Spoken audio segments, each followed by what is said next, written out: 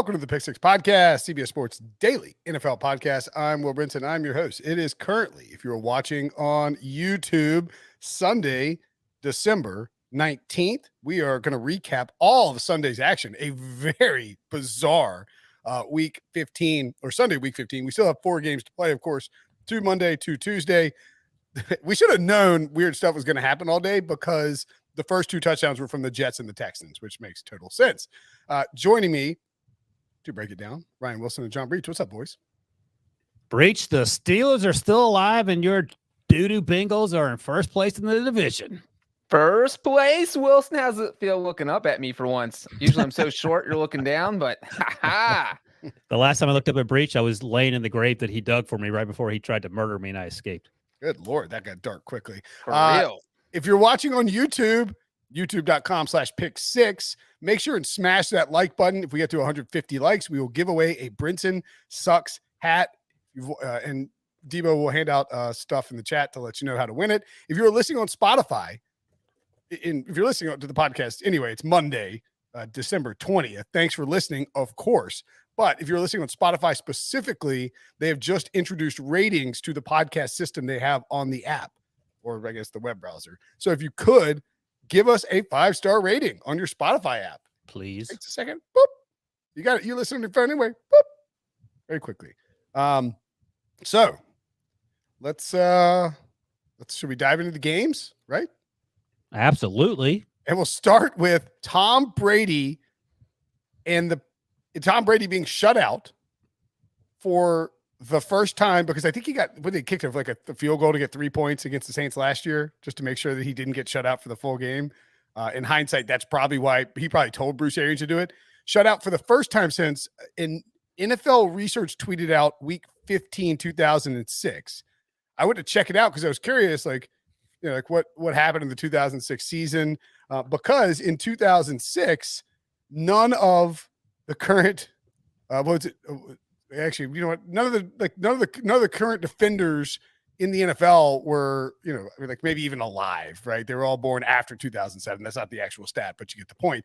And Drew Brees was in his first season with the New Orleans Saints. Ironically, guys, the team that shut out Tom Brady was the Miami Dolphins, who didn't get Drew Brees, instead went with Dante Culpepper and shut out. They had Joey Harrington for this game, I believe, though. Here's some 2006. Go ahead, pop quiz for our draft guru. There are only 3 players from the 2006 NFL draft who are even still in the NFL playing for any team. Do you know who they are? Who was the number 1 overall pick in 2006? Just so I don't have to think through the whole Jets draft that year, their first 2, they got 2 first rounders. Mario Williams, Reggie Bush was in that draft class. The Jets had 2 first-round picks. They took the Brickashaw Ferguson and Nick Mangold, who were both really good. The Steelers in 2006, who did they take in 06? How can I remember that? 05? I mean, it had to be kickers, right? Pick kickers and punters, maybe. Only one of them is a kicker. Okay. Is one a quarterback? There must be a backup quarterback somewhere. I will tell you, I knew one of the answers out of the 3 players. Matt Schaub? Because the Bengals drafted him. Schaub is 04. And I wasn't quarterbacks. prepared to walk into a draft discussion. Sorry, guys. All right. The answers are Mercedes Lewis, Andrew Whitworth, and the Ravens punter. Oh, that's good. It's great trivia. I just wasn't prepared to walk into 2006 draft trivia. Andrew Whitworth last week was the first player in NFL history to be 40 years old and play left tackle. So that's how long ago it was. He's playing on Tuesday. So yeah, look, the final score of this game, 9-0. 9 times. 9-0. I mean, just a disastrous outcome for several reasons for the Buccaneers. One, this is Taysom Hill and a limited Saints team that didn't even have Sean Payton on the sideline. Dennis Allen was coaching. Huge for Dennis Allen, by the way, because this game might actually vault him into a lot of interviews this offseason, or at least it should. The Saints in this game total 212 yards, 3 of 16 on third down, 0-2 in the red zone, 11 total first downs. And I mean, they ran for 2 yards per play, and they passed for 5.2 yards per play. Offensively, they were offensive. And yet They completely dominated the Buccaneers on the defensive side of the ball. Is Tom Brady winless against the Saints since he came to Tampa? Is that right? In the regular season. Yes, in the regular season, of course. Right. He is 0-4, which is just bonkers to think about, that there's just this one team who just flummoxes him, that no matter what happens, that defensive front, Cameron Jordan had a huge game, and they just put so much pressure on him. And, a Buccaneers fan's going to say, well, we lost Leonard Fournette and Mike Evans and Godwin. And yes, you did lose those players. But when those players were in, the Buccaneers still weren't scoring points. So, maybe they eventually get a field goal or a touchdown at the end of the game. But this was such a dominating performance by the Saints defense that does make you think that, hey, maybe the Saints were just like sneaky good enough to steal the final wildcard spot. Let me ask you this. Like Taysom Hill last week, I think it was last week, he threw the 4 interceptions, maybe the week before. I actually thought he didn't play as bad as that 4 interception performance. I know his finger's still banged up, and he's still only 2 weeks into the 8-week recovery with that finger that he has to play with the middle finger on his throwing hand. I don't know how far, like the defense balled out. How much of this is Tom Brady struggling against the Bucs? How much is the defense playing at a high level? And how much do you trust Taysom Hill to really push this team over the last 3 weeks of the regular season? Those are the questions I have about the Saints in terms of them potentially making the playoffs. I think defensively, they're good enough to make a playoff push, and their coaching is really, really good. Like, I mean, they don't have a ton on offense. And credit to Pete Carmichael for, Sean Payton's absent. He draws up a very nice, not like mind-blowing offensive game plan, but he catered that game plan to what the defense was doing, to what they had on offense, which again is not much. Took a couple shots with Taysom Hill, but nothing crazy. And then defensively, Dennis Allen, seriously, Dennis Allen was a hot coaching candidate, gets the job with the Raiders, flames out, but everybody flamed out with the Raiders. And this guy deserves another look. I mean, this Saints defense is elite. I mean, it is a very, very good defense. And I mean, they absolutely dominated. Let me ask you this. Sorry to interrupt you, but this is something that I always circle back to when we talk about head coaches. And I think you're exactly right about Dennis Allen. He's done a great job, but does that mean he's a good head coach? First time around, it did not go well. And sometimes guys are great coordinators and not great coaches. So I suppose the question, I mean, you don't know the answer to this, obviously, but I suppose the question of Shad Khan or whoever interviews him, hopefully, and he deserves the interviews. You have to ask the right questions. That's the takeaway. You can't just say, hey, man, how are you going to coach up the defense? Because we know you can do that. The question is, how are you going to relate to Trevor Lawrence or, whatever your quarterback situation is? And I do wonder, some teams don't get it because they keep hiring the wrong guy. And some teams are figuring it out. So it's like the draft. It's sort of a crapshoot, but I think you got to know how your guy or a guy that you like fits into what you want to do. But yeah, Dennis Allen absolutely deserves an opportunity. Well, I would even look across the field to Todd Bowles and make the comparison there. Todd Bowles also, I mean, not the Saints, again, no great shakes on offense, but held him to 9 points. You have Tom Brady and sort of bearing the lead here, Leonard Fournette, hamstring, Mike Evans hamstring, and Chris Godwin undisclosed knee injury on a what we thought was probably a necessary hit by PJ Williams. It was quite disclosed. We saw it. His knee was the wrong direction. We don't know. We don't know what the specific injury is. I know. The MCL, strained MCL is rumored to be it. All three of those guys left. So Tom Brady dealing with a shortened cast, but like Todd Bowles coached the Jets and was a good head coach and is a great coordinator and probably deserves another chance. So I just think that's similar to Dennis Allen in that they both went to bad franchises that were, you got to pick your jobs better. And let me ask you or Breech this for both these guys, Todd Bowles and Dennis Allen, who both were. Dennis Allen didn't have a good run as a head coach, but obviously a really good coordinator. Todd Bowles did have some success, even though he got to coach that Jets team. How early in the interview process, Breech, are you bringing up? Where do you come down to analytics? Because Bruce Arians is going to kick it on fourth down every single time, and probably to that team's detriment. But they're so good that you can overcome it. They won the Super Bowl, so how can you argue? But is that something that you would want answered early on, or you care less about it? I mean, I think it's definitely a question you bring up now. You could just you could have a whole video of like 30 cut up plays and situations, and you say in the interview, all right, would you go for it to kick a field goal here? Go for it to kick a field goal here. And like in your head, you have the certain score he has to get. And if he doesn't get it, like, all right, man, you're out of the interview process. Sorry. And Dennis Allen isn't that old, because I do feel like some of the older coaches, Bruce Arians being one of them, they're just kind of set in their ways. Like sometimes they'll follow the analytics by accident. Right. Sometimes they don't. Like you said, that they were punting late into the fourth quarter there. And so they just do what they want to do. They go by their gut, and it's gotten them where they are. So why change? And then, Dennis Allen's right. He's not even 50 years old. He's someone who I think probably pays attention to that stuff. But you know what Dennis Allen and Todd Bowles have in common, though, is that they're both handsome.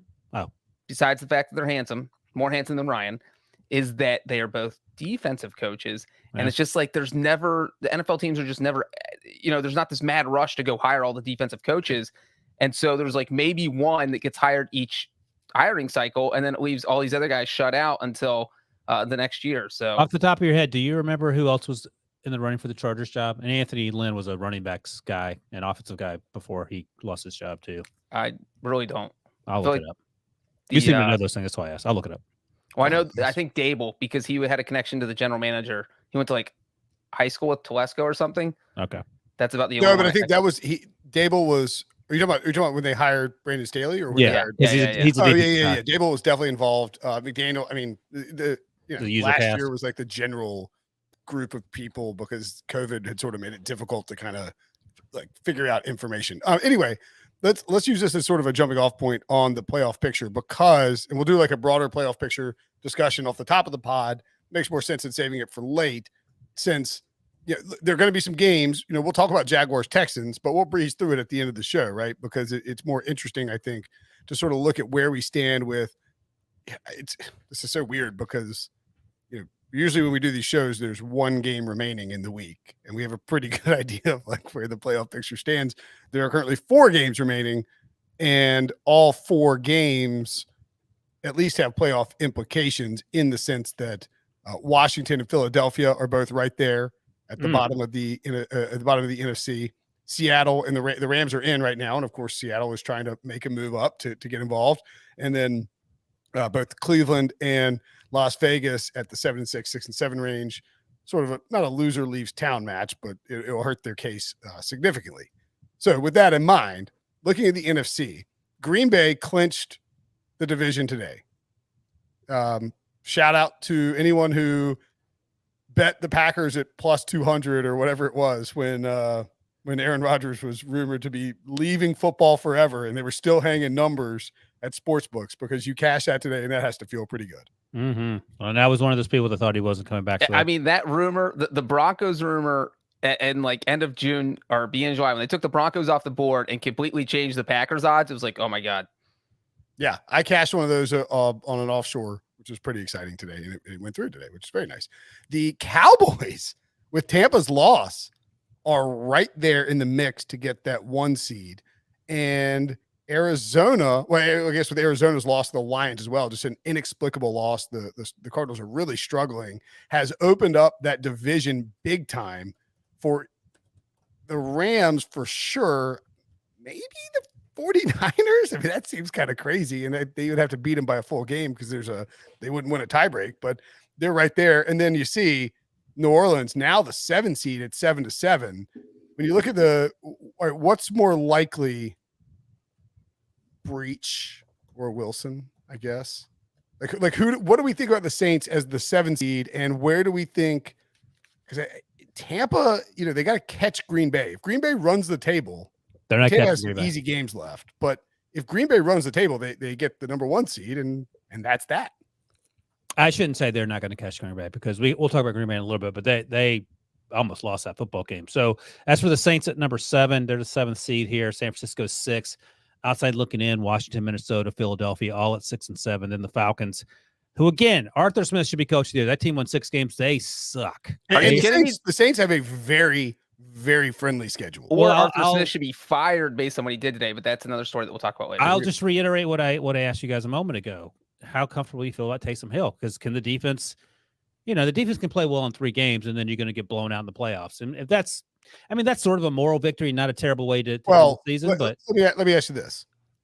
If the Saints win their final 3 games and the Cardinals hold on and are the 4 seed, am I doing this right? No, I'm doing this wrong, aren't I? Right, 2 would play 7. Wait, let me ask you this about the 7 seed. I can't. I hate.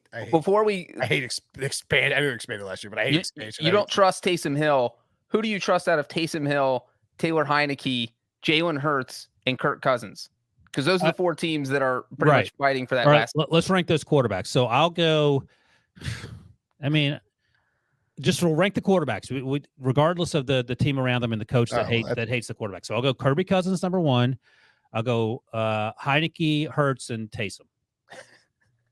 What are you laughing at? I mean, that's probably that's like the correct ranking. But when you look at like the quarterback and the coach combined, or like the whole team around them, that changes the whole. So that's what makes it so hard to try and predict. All right, let's do this. How about this, Breech? What if Kirby Cousins was on the Saints? How great would you feel about the Saints? Oh, I'd take the Saints in a second. The Saints would be better than 7-7. I mean, they would be Kirk Cousins on the Saints would have just won the division. Right. That's what I was saying. They'd be like one of the top 4 seeds more than likely. Well, I still think Tampa would be the better team in that division, but yeah, they would probably be the 5 seed. I mean, they beat him tonight. Beat him twice, I guess. Could happen. I think the Super Bowl draft that we did, where I took the Saints last, we rehashed it on Saturday night, and I was like, oh, what a terrible pick with the Saints. All of a sudden, I feel pretty good. The Saints host the Dolphins on Monday night in Week 16. I think that's a really bad matchup, as we talked about, Breech, for the Dolphins. You like Miami in that spot. They're white hot. That's fine.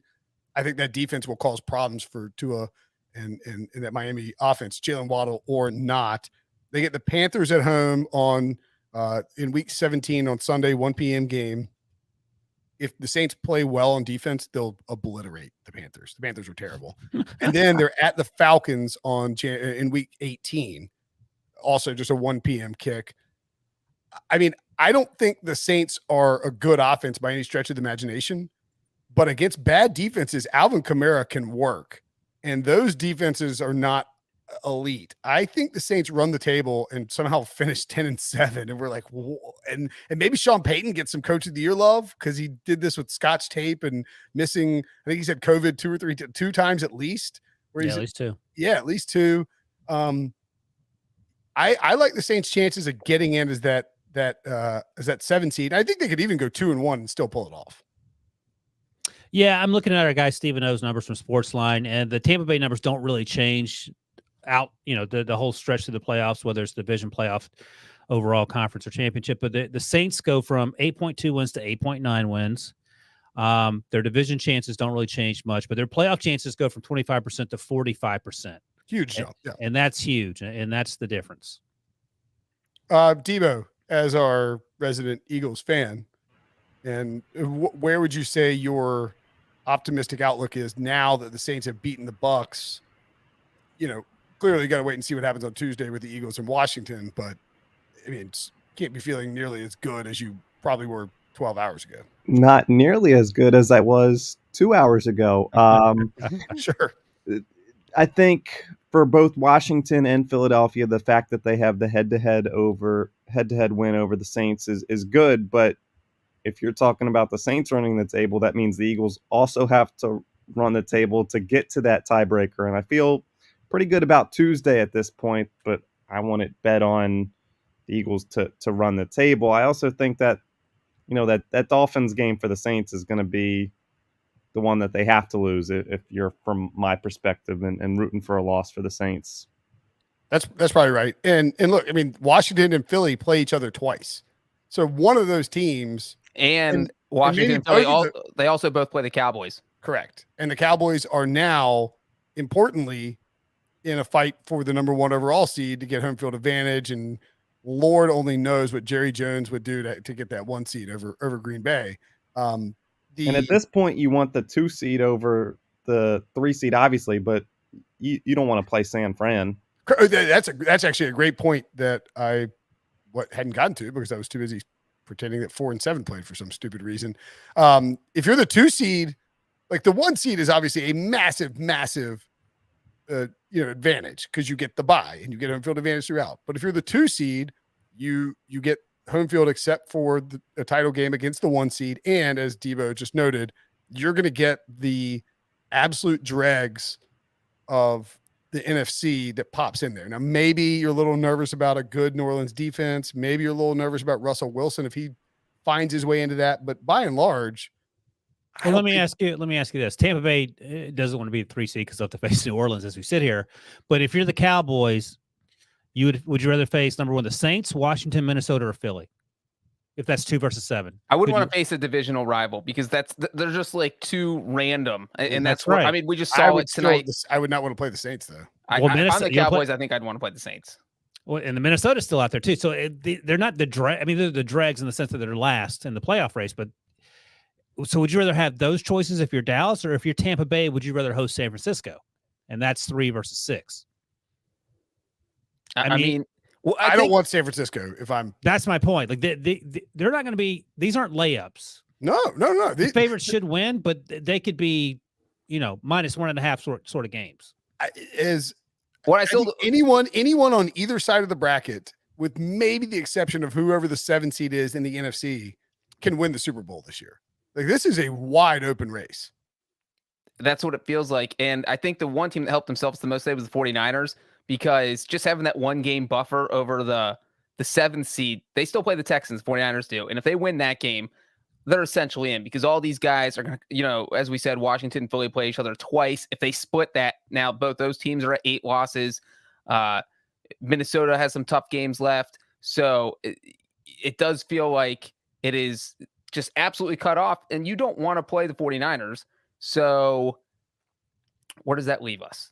If I'm Dallas, if I'm the 2 seed and if I'm ranking my options, I think it's 1 Washington, I guess 2 New Orleans, because Dallas's defense is playing well, but Dallas's offense has been so bad and New Orleans defense is playing great right now. Then I think, what if Tampa Bay went into week 18 knowing that if they win and the Saints clinch the 7th seed, and the Buccaneers knew if they win, they have to play the Saints in the playoffs? You think they'd want to avoid them, or do they think, we beat them in the playoffs last year, the regular season means nothing?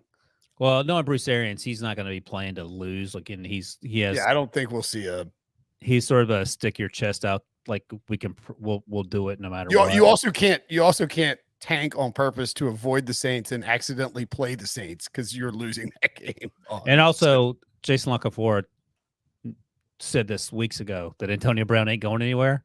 Antonio Brown ain't going anywhere. They have 1.5 wide receivers. Well, Michelle Savoy said that during the game tonight. They desperately. Well, my point is that JLC, who we work with for CBS, said this weeks ago. No. But I'm saying she talked to people with the Bucs who said AB's on the team. As Jason said 3 weeks ago. That's I know. I'm saying that what Jason said is fact. I'm saying that, she wasn't reporting it. She talked to somebody with the Bucs who's like, AB's good to go. So yeah, great job by JLC as always. So if we had to make a pick right now, who is getting the 7th seed in the NFC? I'll take the Saints. What? I just told you they have an easy schedule coming in. I'll defer to Debo because I want to hear him talk himself into Philly, and I'll see if I ride along on that. I'm riding with it. Dolphins beat the Saints next Monday night. Eagles only have to win 3 of 4. They get in. Who are the 4 games they have to play? They're pretty tough. All right? division. 2 Washington, 1 Giants, 1 Dallas. I know. Washington just feels like it just split. Aren't Giants fans rooting for something with the Cowboys and the Eagles in week? They're rooting for asteroid. Nate Sudfeld. No way. Giants fans are in a pleasant mood. They got free medium drinks at the game. They're not Giants dunk. Yeah, I think if I would probably say Tampa finishes number 2 because they got 2 games against the Panthers and 1 against the Jets. That's about as good as you can get. Dallas has some. I think the Rams are going to steal the NFC West. It won't be a starting steal. To feel like that. I feel like they're going to walk in the front door and slap the Cardinals in the face. And hey, Cliff! Arizona still has to play the Cowboys, Colts, and Seahawks. There's a path where they go 0-3 in those games. It's not completely far-fetched. They'll be on the road. That was good until Sunday's action. I'm trying to think what. Imagine going 7-0 on the road and your first loss is in Detroit. The Cardinals finishing in 3rd in the NFC West would probably be the most hilarious thing possible. Well, now I'm wondering. Wait, did the Cardinals? My short-term memory is obviously crap. Did the Cardinals Did they play the Saints? Have the Cardinals played the Saints? Oh, I don't know who played who this year. No, the Cardinals have not played the Saints and do not play the Saints. Well, I'm just wondering if the Cardinals were to lose out, I'm going to slap this into the playoff machine, and the Saints were to win out, I do believe the Saints would jump the Cardinals. And I didn't run every game here. I just slapped this into the old simulator. And if the 49ers were to win out, and they have the Titans, Jets, and Texans remaining, I believe. No, sorry. Titans. I clicked the wrong team. Well, the Cardinals have not clinched a playoff spot, so there is a path for them to miss the play. Of course, yeah, absolutely. Even if what you're doing, if the Saints went out and the Cardinals lose out and they both tie at 10-7, the Saints get in because they have a better NFC record. Yes, there's a pathway for the Cardinals to finish as the 7th seed as well, which would be absolutely wild. If you're thinking the whole time you're going to get like New Orleans, and so that's the kind of the intrigue of it too. If for some reason the Cardinals go 0-2 and the Saints and 49ers go 2-0, suddenly you're not like going to tank to play the crappy 7 seed. It might be the Cardinals, or maybe you want the Cardinals. It's nuts. All right, let's look at the AFC as well. I have a question. Yes. I want to get this out of the way now because I want to hear so I can come back to this and throw it in his face. Is this the Bengals? Of course. Breech, are the Bengals, as we sit here, going to win the division? What did I say 2 weeks ago as my bold prediction when the Ravens were still in front by 2 games? I said the Ravens were going to fade, miss the playoffs, and either the Bengals or Browns are going to win it. And of course, now that they won this Broncos game, that was really the one I was worried about. Yes, I think they're going to win the division. Brinson, where are you on that? Knowing full well they scored 15 points against a team that was with Drew Lock trying to throw interceptions every pass and without Teddy Bridgewater. So sometimes he was just handing them off for I guess it was a fumble, not an interception. Yeah, but they also just beat a team that like the Cowboys only scored 16 points on. The Cowboys lost by 2 touchdowns. A team that beat the Chargers, like the Broncos. We don't need. Look, you're in first place in the division at 8-6. So defensive. We don't need you to be all rose-colored glasses trying to hype up the Bengals. Just let's you be go on the realistic road in December and you beat a team that had a win going into the game. It's a great win. It's a great win. It's a win. They now have the Ravens at home the day after Christmas, the Chiefs at home on January 2nd in a game that will matter for Kansas City, assuming that it'll matter because the Steelers are going to beat them next week on the road. Well, and maybe look, the Chiefs will be trying in that game. And then they are at the Browns in week 18. Well, let me just say, I do not think the Bengals will beat the Chiefs, but for the Bengals, it doesn't matter because if they beat the Ravens and the Browns, they're going to win the division. So out of those 3 games, how many are they winning? Do you think they go 2-1? I do think they go 2-1. Brinson, do you think they go 2-1? I don't think it's crazy. No, but what I'm asking you, are they going to go 2-1? I need to know. Ask me on Wednesday or Thursday when we know about Lamar Jackson's status. Tyler Huntley actually played pretty. He threw 4 freaking touchdowns. I mean, would you rather have? He scored 4 touchdowns. Lamar at 80% or Tyler Huntley right? out there? Yeah, he ran for 2 and ran for 2 through 2. Something Lamar Jackson's never done. Is that right? Really? Yeah, what? That's right. That's crazy. It's a good stat. Save it for the game recap. Well, hold on. So, what were you saying, Breech? Would you rather have Tyler Huntley 100% or Lamar at 75 or something? Is that what you're going to say? At 80, yeah. Yeah, 80. Yeah, I think those are fair questions. And I think the biggest takeaway is that John Harbaugh sort of said he went with his gut, not analytics, into this game. But if John Harbaugh had maybe kicked extra points at the end of the game with a Hall of Fame kicker, maybe they win the Steelers game and they have a chance at this. We'll get to that too. No, but I'm talking about the playoffs. I'm not talking about the game recap. My point is that those games, the Ravens are perhaps better than their record indicates because of some poor decision making, even though analytics has been a talking point for the last 3 or 4 weeks. Oh my God, it's been awful. I think the crazy thing is that now the Chiefs feel like they're almost locked into the top seed. Like, I don't think the Titans have a chance to get it anymore. The Patriots, who knows, with Mac Jones running the show in December. Hey, it's easy. Let's settle down past easy. No, I'm not saying Mac Jones had a fine game on Saturday night. Except for the 2 interceptions. All right, Joe Burrow. Mac Jones had a better game than Joe Burrow. I mean, what are we doing? What are we doing? Joe Burrow's team won. Here, by the way, Brinson, by the way, the Ravens are at the Bengals. Hold on. The Rams and home against the Steelers. You can't by the way me. When I say by the way, you can't say by the way to cut me off. By the way. By the by. I just want to say that this is Breech being passive aggressive. Next week, he'll be back down to earth. So he's getting it all in this week. So go ahead. What's the score? After the Ravens win, is that what you're saying? Yeah, the Ravens have the 4th toughest remaining schedule. The Bengals have the 3rd toughest remaining schedule. The Steelers have the 2nd toughest remaining schedule. And the Browns are probably in that conversation because they're all playing the same teams. They have the 7th toughest. And after they play the Raiders, it will move up and might become the toughest. The Ravens look like they are in trouble. The Ravens could have won that game. I know we'll talk about it later, but I mean, you could argue that the Packers look like they're in trouble. That's fine. I mean, well, and I'm saying the Ravens are 8. The Ravens are 8-6 and have 3. I just explained to you though, 2 decisions by John Harbaugh at the end of games could make this team 10-4.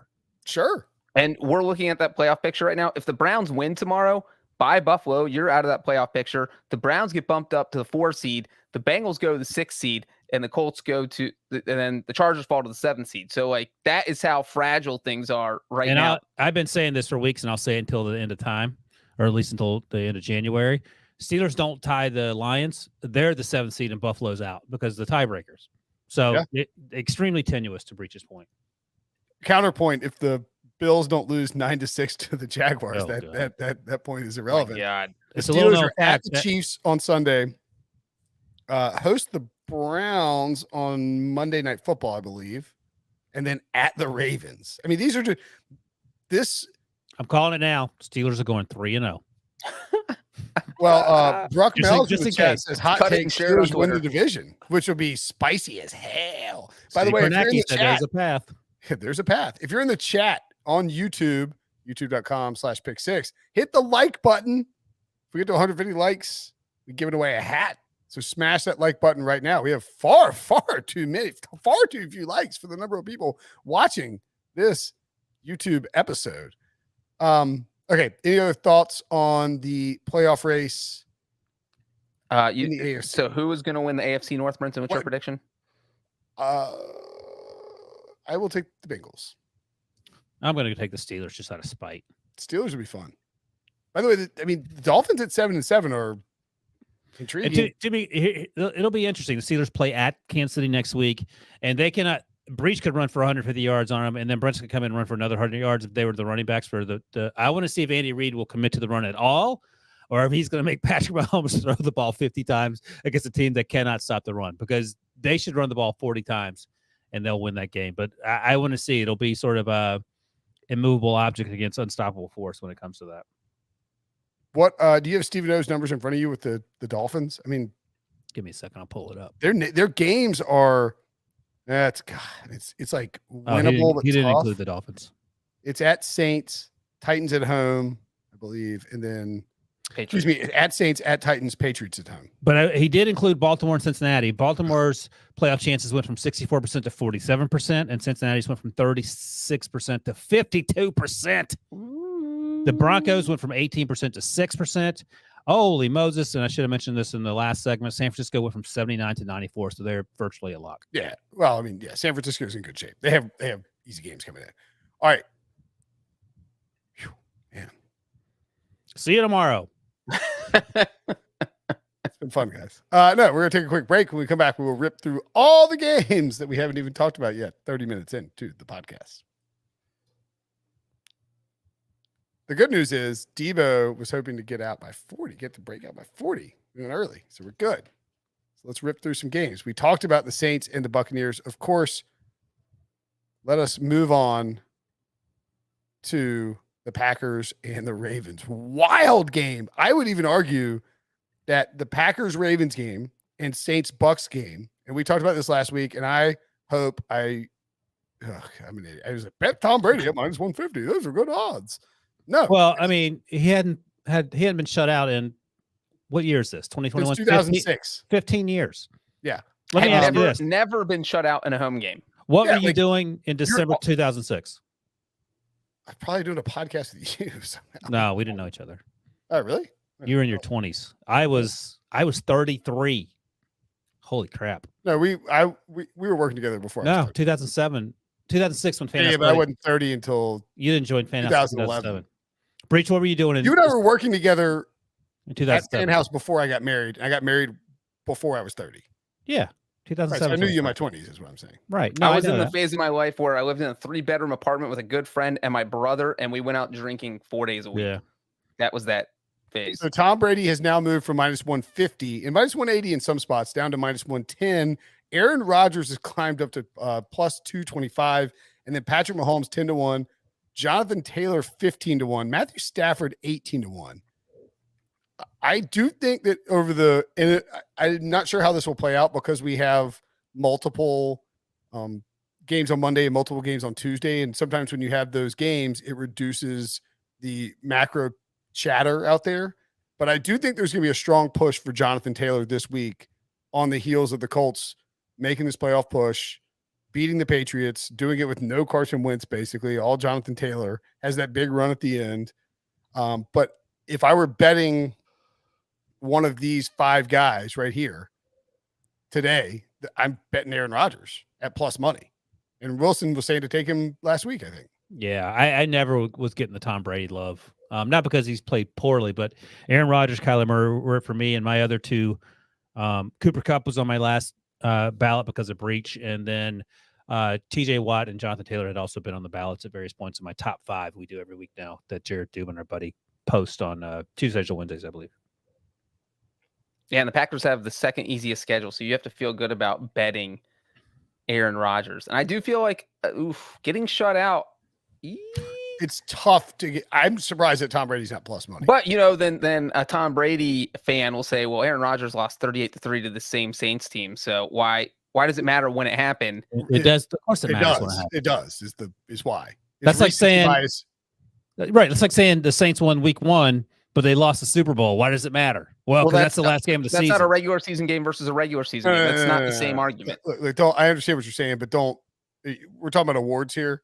The stretch run matters for these things. We've seen them flip like crazy down the stretch. The Heisman's a great example, MVP as well. Every single thing you vote on at the end of the year. Yeah, exactly. I mean, that's the dumbest question Breech has ever asked. Breech has asked a lot of dumb questions. If you deal with humans voting on stuff, recency bias is a factor. Yeah, obviously, but if you're down to 2 people and you're looking for a tiebreaker, that's what what's my deciding factor? Because I can't decide between Tom Brady and Aaron Rodgers. The deciding factor is going to be which team finishes number 1 in the NFC. And if the answer is the Packers, then Rodgers is going to win. I mean, I think Rodgers is going to win. I agree with Wilson. I still think plus 225 is not a terrible bet. Not at all. He won it last year too. What's the issue with back-to-backs, Breech? Voter fatigue. That's really my line, but I'll let you have it. Is that your one thing about Rodgers is now there is one more thing about Rodgers too. Your thing could be the revenge factor, Brinson. The Rodgers revenge is my thing. I was going to say Vax factor may be an issue because Baxter. I mean, one of my friends brought that up. They're like, is Rodgers not going to win because of the Vax factor? I was like, I don't think that'll matter. Just like it might have rubbed some people the wrong way, and because they won't vote for him. Fortunately, Redacted is an MVP voter, so don't have to worry about that. I think if it had happened in week 16, like the news came out about Aaron Rodgers, not the way that whole thing unfolded came out in week 16, then maybe it's a bigger deal. But I don't think it was. I don't think it's a problem for any of the voters now. Also, they don't care because Omicron appears to be milder. Everyone's getting it. Yeah, I'm just saying that. And the NFL and FOP have changed all the rules. Yeah, well, I'm just putting a bow on it. Rodgers he's playing with a hurt toe. He's perceived to have a lesser cast. He says. Right. He's been Roethlisberger with the injuries. He's fine. Maybe. Yeah, he's running pretty well for a guy. He's the only person I've ever seen with a hurt toe who gets better every week. Right. He's faster with 9 toes. Okay, yeah, sure. It's like my annual week 12 back injury where I'm like, I got to go upstairs for a couple hours, watch Succession. If I were voting on this today, I would vote Rodgers. Mahomes would be intriguing at 10-1, but I don't know how you get there. No, yeah. He has to throw 10 touchdowns the next 3 weeks. Yeah. Each week, not total. You know what's crazy is if you had told somebody 9 months ago that neither Dak Prescott nor Joe Burrow would win the comeback player of the year and it would be Nick Bosa who won it, I think people would be surprised by that. Is he going to win it? He's the favorite right now. Anyway, the Packers beat the Ravens by 1 point because John Harbaugh went for 2 at the end of that game. Again. So just to quickly sort of reset this, last 3 weeks, the Ravens' last time they touched the ball was when Justin Tucker had an onside kick. They went 1 for 3 on the onside kicks. 2 out of the 3 times they went for 2 when the game was they were down 1, and Justin Tucker, Hall of Fame kicker, could have tied the game and sent it to overtime. And they're 0 for 2 on these 2-point conversions, at the end of games that cost them victories. That instead of making them 10-4, makes them 8-6 outside of the playoffs looking in, as we've discussed. And Harbaugh said at the end of the Packers game, in which the Packers defense looked like they couldn't see the Ravens players.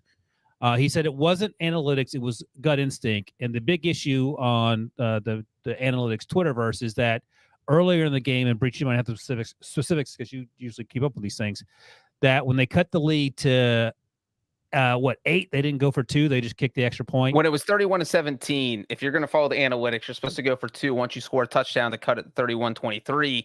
So that way, if you miss it, because if you're going to play for a tie with 2 extra points, which is what most coaches do, you make it 31-24, then 31-31, then play for a tie that gives you a better chance of winning. So if it's 31-23 and you get the 2, it's 31-25, and now you can kick the extra point in the next one, and you're up 32-31. Versus if you miss it, then you're supposed to hit 2-pointers 50% of the time. So the odds say you should hit the second one, even though they're independent events. But so the only conceivable excuse for not doing it that I could think of for Harbaugh was that he knew in advance he was going to go for 2 if they scored again, and he believed that he wanted to try and win, go for 2 to win. I'm just saying, I think he made a mistake. Okay. I think he made a mistake and told himself, all right, I'm going to kick now so we're within 7, and then if we do score again, we can go for 2 and a chance to win the game. Now, that ignores the fact that you would have left 42 seconds on the clock for Aaron Rodgers to go set up a field goal. Go ahead. That's the only excuse. I tried to word it on Twitter. I couldn't do it. That was the only excuse I could come up with for why Harbaugh might have done that. But yes, if you were planning to go for 2 to win the game, then you should 100% go for 2 on the previous touchdown, especially when the analytics say to do it anyway, because then, as Breech points out, you could score a touchdown with 42 seconds left and kick a Justin Tucker extra point to go up 1 point. Like, if that's your plan, go earlier. It's wild that he didn't do that. I disagreed with both times he did it in the Steelers game 2 weeks ago and tonight against the Packers. But at least in the Pittsburgh game, he was out of cornerbacks, and he said, I just don't want to mess with it because the Steelers play well in the second half for some reason because they don't listen to the offensive coordinator at that point. But against the Packers, and John Harbaugh didn't use his excuse, but I was wondering if he would say, well, I didn't want to put Aaron Rodgers back out there. You mentioned the 42 seconds.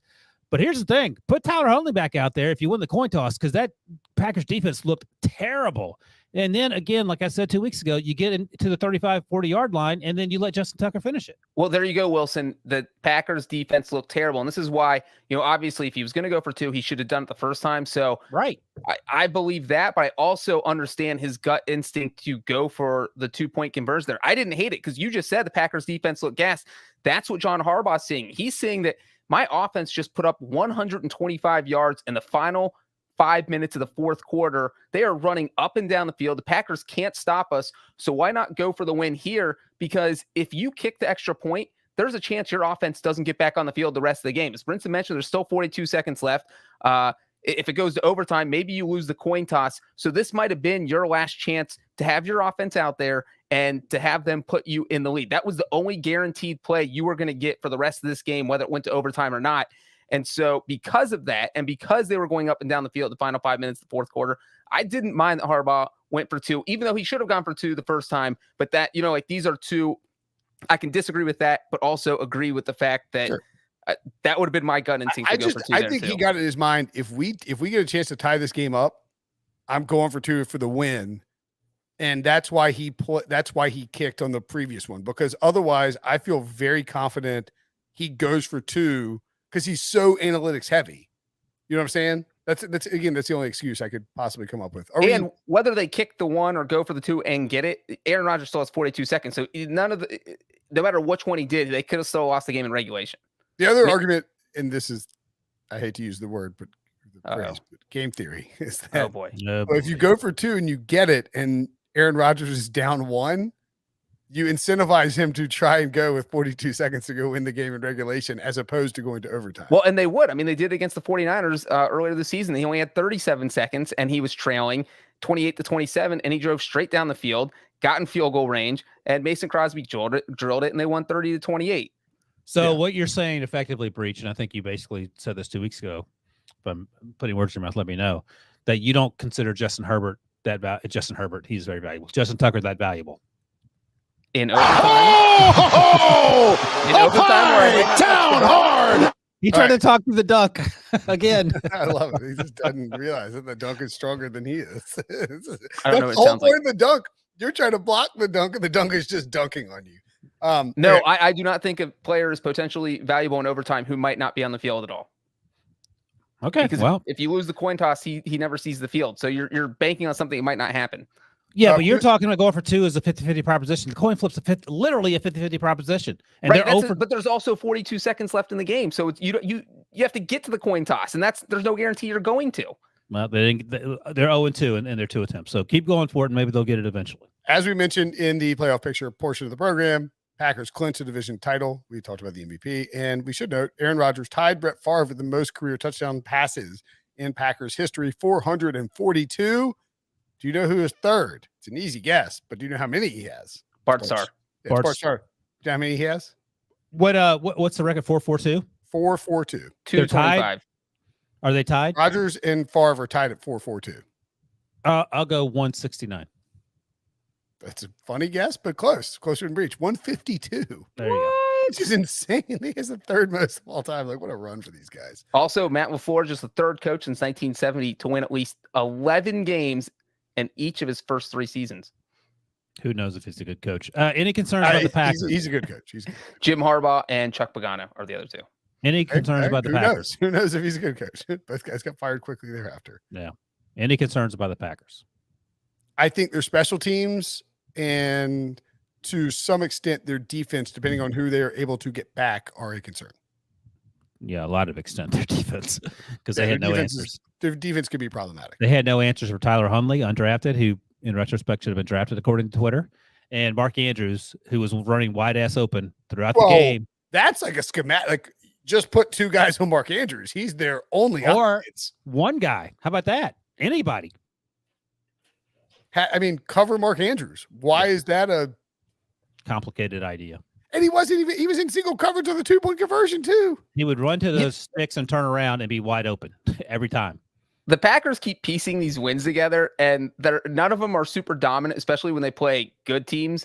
And so we just have this conversation, like, how good are they? Are they the best team in the NFC, or are they not because they keep all their games are close? It feels like we're hurtling towards, I believe, a 3rd straight NFC Championship game against a white hot opponent, and it's like, it's the old what's a GTA or Grand Theft Auto screenshot where the guy's walking in the alley. It's like, oh bleep, here we go again. Just, you know what I'm talking about? I never played Grand Theft. I mean, I played Atari. This guy's walking into an alley like, oh, here we go again. It's like the Packers have to go and just, I don't know who it'll be. Maybe it's Brady. Maybe it's who the winner is, and when that happens.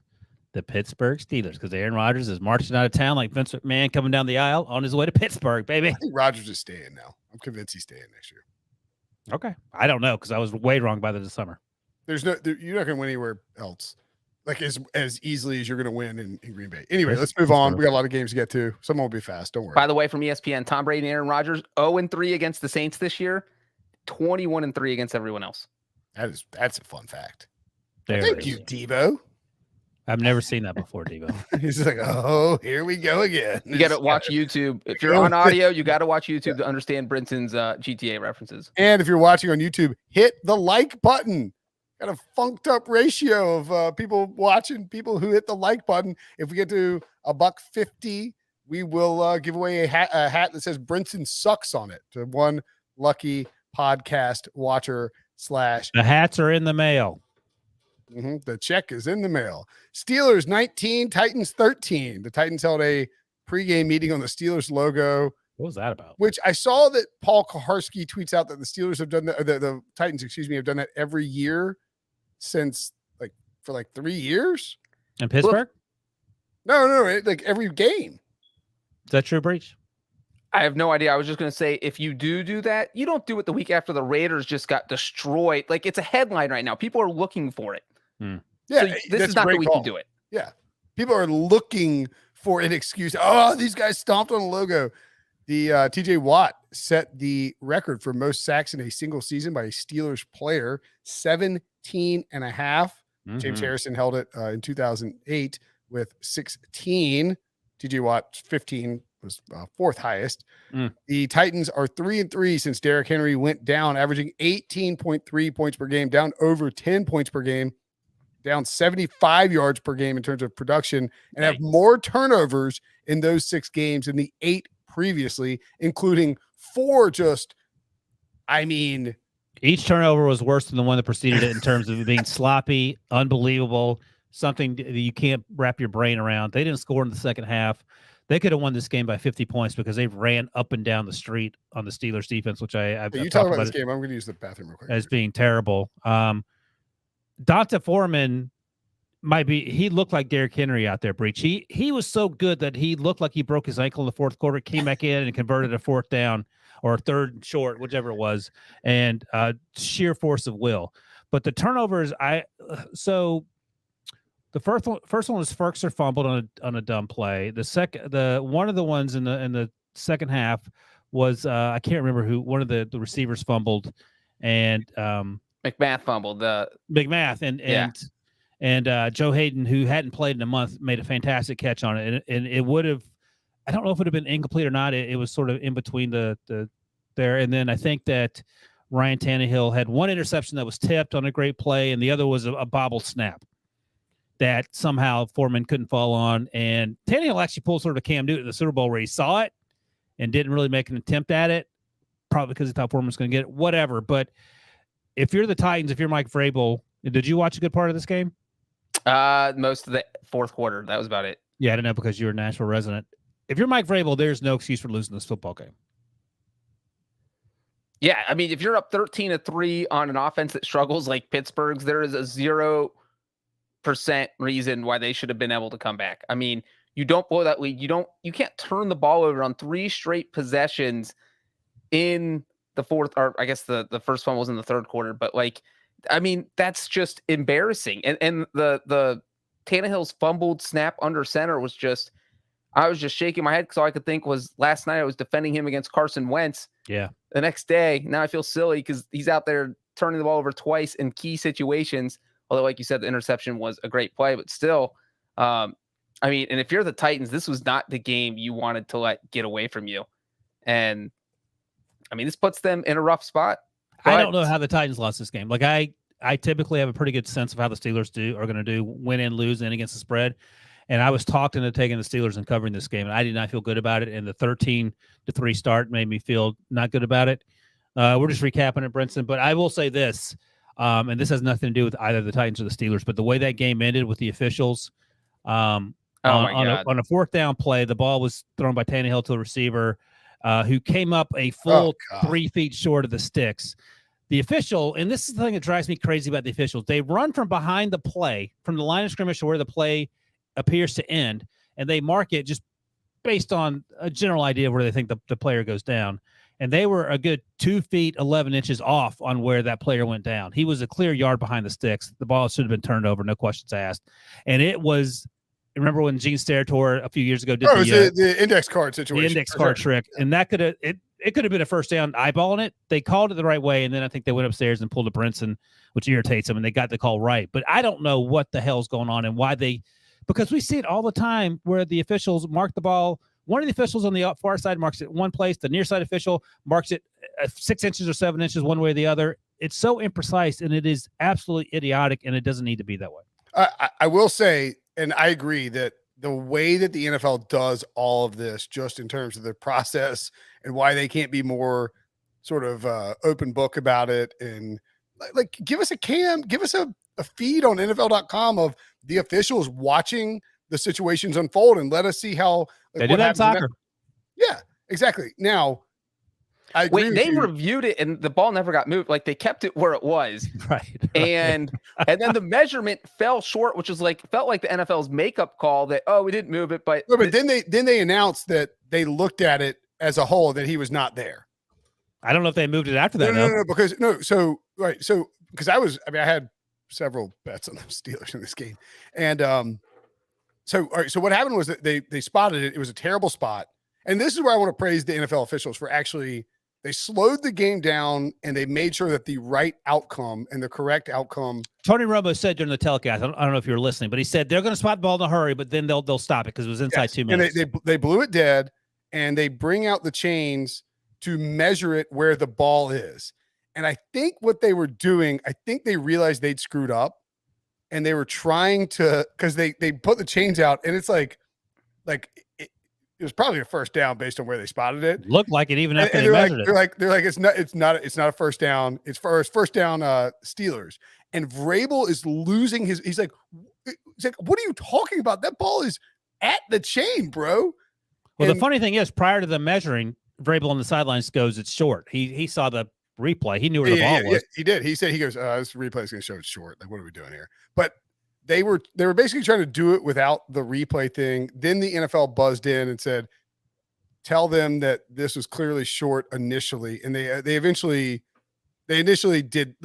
ruled it correctly. So I know what you're saying. I agree. It was a terrible spot, but they got it right. And that's kind of important. No, I think the important thing is that you do get it right, but the rules are such that they don't do it consistently. And again, the mechanics for me is, why is a 65-year-old man, I'm guessing he's 65, running from the line of scrimmage and eyeballing where the player was tackled 8 yards down the field and getting it wrong by 2.5 feet? I mean, Brian, you want to get rich? Invent these chips that go in the football. Wait, what do you mean invent the chips? They're out there. 5 minutes after a touchdown happens, they're like, Tyreek Hill broke the record for fastest ball carrier, and they're like, here are the 17 different spots he touched. Put an iPhone inside the football.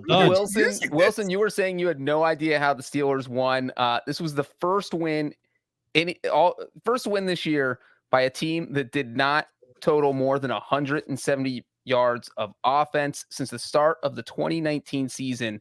Teams were 1-23, so this was the second win, and then also this was the first loss this year by a team that had 39 minutes or more possession in a game that did not go to overtime. Teams were 10-0 if they had the ball 39 minutes or more in regulation. The Titans had a drive in the second quarter that went over 8.5 minutes, and Steelers at that point had a drive. They had only had the ball for 8 minutes total. The Titans had 78 plays to 45 plays, and even more improbable, Ben Roethlisberger scored on a quarterback sneak, his first touchdown. His second run of the game. Well, he did 2 quarterback sneaks, which is so.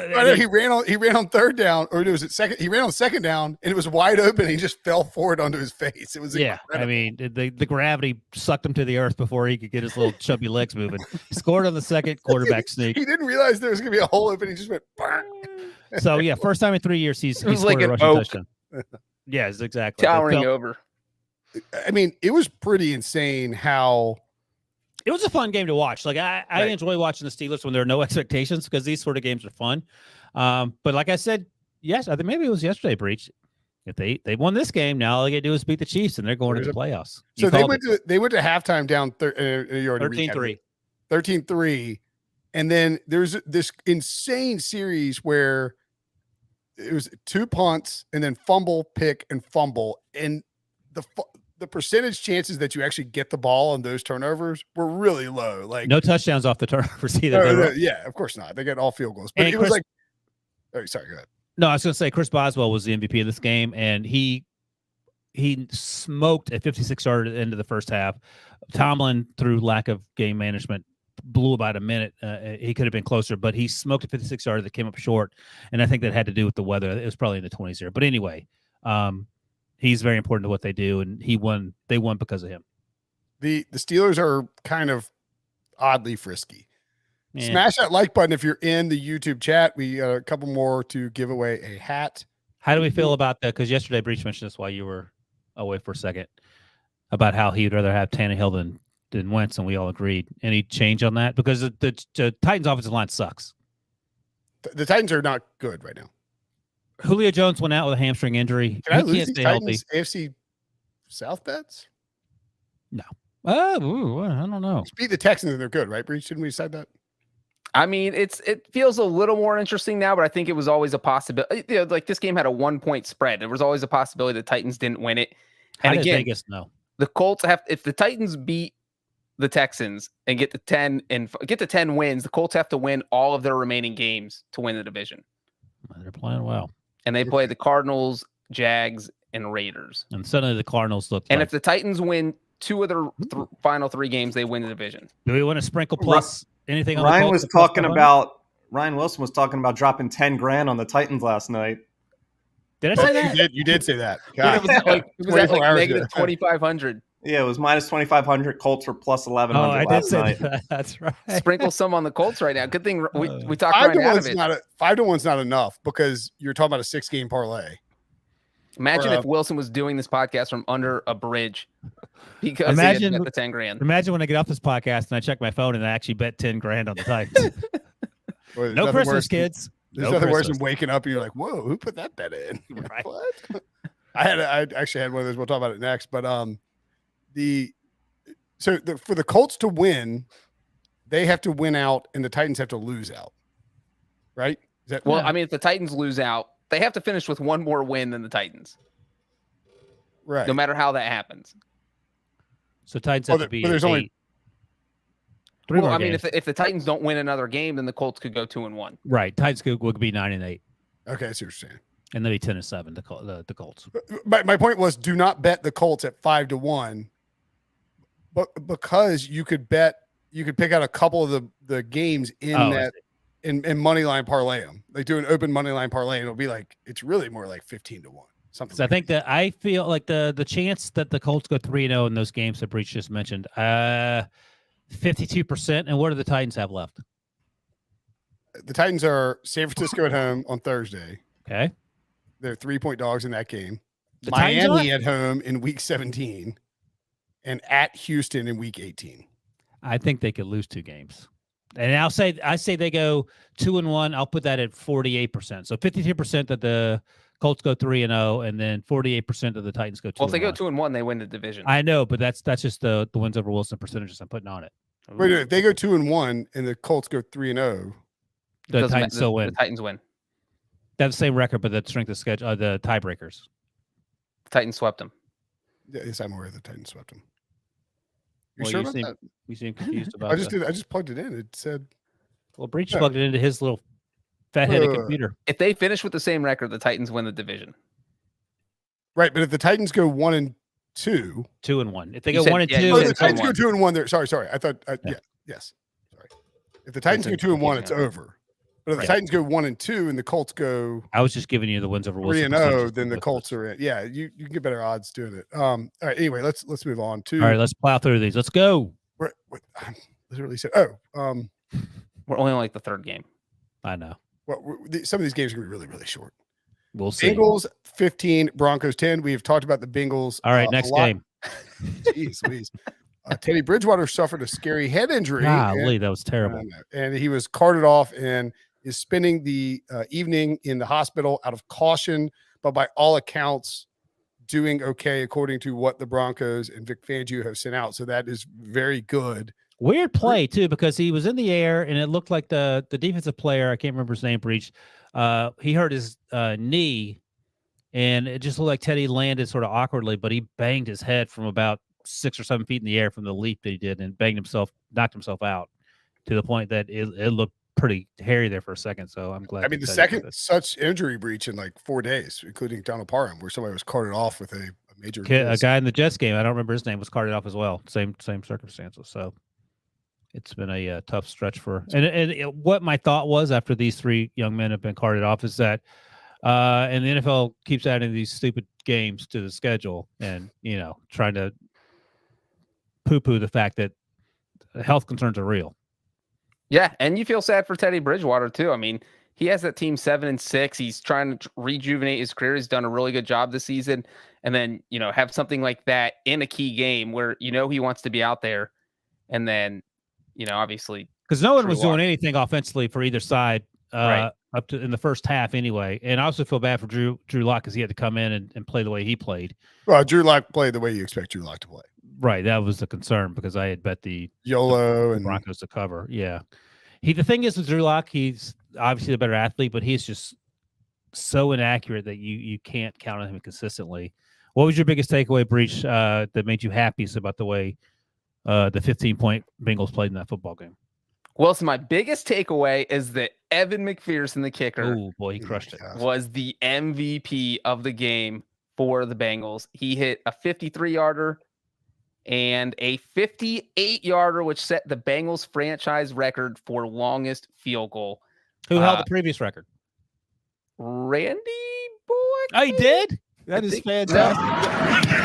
oh, we missed. What kind of record is that? Mike Nugent hit a 57-yarder in the playoffs, but that doesn't count as the official record. Who was it? Breech said had a better game, or Joe Burrow had a better game than? Who was it? Like 10 minutes ago? I said Joe Burrow won, so he had a better game. Than who? And Mac Jones. Joe Burrow's 15 to 22 for a $157 in that touchdown. Did you see his touchdown? His team won. Like what else do you want? Tyler Boyd ran for I think 50. Yeah, because Joe Burrow threw a dime and led him perfectly. Joe Burrow's awesome. I wouldn't want to play Joe Burrow in the Bengals in the playoffs. He's the opposite of Andy Dalton. Like you knew Andy Dalton was going to crap his diaper every time he got in the postseason. And Joe Burrow is just a gamer who wins late. Like he wins. I will say also, this was the first Bengals game all year where I bet on a Bengals game. I don't bet on the Bengals but I was so sure they were going to win that I bet money on them. All right. Are the Broncos dead at 7-7? Yes. Come on now. Yeah. There's too many good teams in the AFC. It's too stacked. Probably. I mean, yeah. And they have the Raiders, Chargers, and Chiefs 2-1 best case there. They get played the Titans. 2-1 would be a miracle. 9-8 doesn't get you in the AFC. And we talked about the Bengals plenty about Breech. Is Jamar Chase a bust? He had one catch for 3 yards. He's killed a bunch of fantasy teams. Like, you know what? If other teams, if they're going to start focusing on Jamar Chase so that Tyler Boyd can have a 56-yard touchdown and almost go for 100 yards, that's good. Because if Joe Burrow is looking more at his other receivers, that was an issue earlier in the season. He wasn't looking at guys like Tyler Boyd as much, as T. Higgins as much. And then Higgins got involved. Now we're seeing Boyd get involved. And so if you're getting later in the season, Burrow's looking at all three of them. That's a good thing for the Bengals offense. All right, two more very quick things on this game because we're lingering too long on it. But it's worth noting if the Browns win on Monday at 5 p.m. against the Raiders, the Browns wouldn't they move into first in the division? Yes. Okay. And Breech explained the what would happen, the fallout from there. Baker, by the way, says he's asymptomatic, so we'll see if he plays. Two, there's a comment in the chat from Terry Clark. Debo, if we could throw it up, I think it's a good question for Breech. Hi, Breech. How likely, this is the YouTube chat. If you're watching on YouTube right now while we're live at friggin' 12:30 in the morning on a Sunday for the 8 out of 10 days in a row where we're going to be live at this ridiculous hour as we're trying to spend Christmas with our families, throw us a like. Hit the like. We need like 2 more to get to give away a hat. Hey, Breech, how likely do you see the Bengals at Browns week 18 to be flexed into Sunday night football? Great question, Terry. Terry, this is a great question. I was actually texting about this earlier today. With your good friend Terry Clark? With my good friend Barry Clark. So it's shocking that somebody with the same name. No, but the whole scenario that we brought up, we're like, what if it goes to a situation where it's Bengals Browns week 18 Sunday night, where if the Bengals win, they win the division, but if they lose, they're out of the playoffs. And that would be like a nightmare scenario. But I think that if you look at the games in week 18, there aren't a lot of options that feel good right now. But Bengals Browns is definitely one of them. So I would not be surprised at all. Is there a situation where the one you described where the Bengals could be in or out based on the outcome of week 18? Yeah, I mean, there's so many games that have to fall into place. But if the Browns definitely. If the Browns and Bengals are both 9-7 going into week 18, and the winner wins the division at 10-7, the loser falls to 9-8, that would probably knock the loser out. So my follow-up is that Debo, can we StreamYard that? Yes. Because I will be if the Bengals playoff hopes are on the line in week 18 on Sunday Night Football, we're firing up at halftime. I will be watching in a closet with no internet. I was going to say, because I will be unbearable after the Steelers have been eliminated for weeks. Worth noting on that week 18 game when they flex it, they pick the game that has the most interest and playoff implications without impacting other games. Yeah. So they don't want to pick a game where, like, if the Steelers win at 1 p.m., the Bengals are like, all right, we can't win the division, but we're in the playoffs. We'll sit our players. So right. And they're also having two two flex games that Saturday night that will be on ESPN. More work. And that will they'll put games there that can set up, a crazy finish on Sunday. Okay, let's keep moving. We're going slower. We're flying. So this one's not going to take long. Bills 31, Panthers 14. The two most interesting things about this game, because I watched this whole game because it's on locally, and I had a max bet on the Bills as my favorite bet of the week, minus 10.5. I bet it early. It didn't matter. The Bills covered every possible number, but goodness gracious. I mean, I don't. So the Bills have a chance to kick to go up 13 late on a 4th and 2. The game's over basically, and they decide to go for it, and they roll Josh Allen out, and he finds Gabriel Davis for a touchdown. I realize it's a boring game, no one cares, but it covered. Wide ass open too. But like that's why people watch the NFL. That's why the ratings are so nuts. This is a dog crap game. And I'm hanging on the edge of my seat, wondering what's going to happen with my Bills minus 10.5. And then even I had to sweat out a Cam Newton drive. But the bigger story from this game, Breech, and I'll let you break it down, Wilson, if you need to go hit the head or anything, this would be a great time for it, because Breech is going to give us a kicking breakdown of all the things that happened before this game. Zane Gonzalez, right? Wasn't it Zane Gonzalez? It was Zane Gonzalez. Zane Gonzalez hurts his quad in warmups. And they have this video leading up to the game where Zane Gonzalez is like, "Oh my God, I can't kick." Okay, so they drag out PJ Walker. They had guys lined up. It was like 3rd grade kickball, and just trying out, see who could kick the best, because they had an emergency kicker situation. I have a question, Breech, after you describe what happened. Go ahead, Breech. Break it down. So you have Zane Gonzalez in warmups. He's kicking a field goal. He follows through, and all of a sudden he just keels over. And that is the last thing you want to see from your kicker. You can see 5 Panthers trainers just rush to him like, oh God, our kicker is probably not going to be able to play this game. And you could see their thought process going like, oh God, we don't have another kicker on the roster. What the heck are we going to do? So the Panthers decide Gonzalez ended up having a quad injury, got ruled out of the game, and I guess Matt Rule's like, guys, we don't have a kicker, so we need to have some impromptu tryouts right now. So they're rolling out a running back, a linebacker, a wide receiver. Their backup quarterback. PJ Walker, as Brinson mentioned, all these guys are literally putting a football on a tee because they need someone to kick off. And if you watch the clips of what they show where this is all happening, behind them is basically the entire Bills team. There's what the hell is going on? What are these clowns doing? Yeah, the Bills are like, this isn't practice, bro. This is an actual game. This is not like a preseason where you just let random people kick. And if you're the Panthers, you're thinking, we can go for it on 4th down. We don't have to kick field goals. We can go for 2-point conversions, but you do need a kicker because you have to kick off at some point, at least once, even if you get shut out. So you need someone who can do that. And so, it was just, it was ridiculous. Brandon Zylstra kicked off the second half. Yes. And it is like the camera guy who does this for a living constantly, or woman, every week is, follow the kicker as he runs up and then shoot up. And all of a sudden he's like, oh crap, it's a wide receiver. And he pans down, this worm burners are flying through the ground. I mean, I know a bunch of people, this is smart. I wish I thought of this. I was late to the scene, but a bunch of people bet no under Carolina field goals. You bet the game will end in an even. The Panthers team total will be even score because they're going to go for every 2-point conversion. They're not going to get, there'd be no odd numbers. They made a bunch of money doing it. That's a really fascinating, sequence of wagering. And it really, and also it kind of changed the complexion of the game because the Panthers drove down the field their first 2 drives, and at least one of them they would kick the field goals. They had a 4th and 9 from Buffalo's 24. Yep. And they ended up going. I mean, it's 4th and 9. You're kicking a field goal. But unless you don't have a kicker, then you're going for it, and they didn't get it. And so that was 3 points they left on the board. I think it happened again in the second half. So they had at least 3 drives where they would have gotten field goals when this was a close game. I mean, this game was, 17-8 until late in the third quarter. So, you give yourself those 2 or 3 field goals, and you're only down or at 17-17. Yeah, so, I think this is sorry, go ahead, Wilson. Oh, a couple things. Number one, it's pretty hard to actually pull your quad kicking a football or anything. It's sort of weird to pull. You can tweak your hammy or maybe your calf, but the front of your leg is sort of weird. Number one.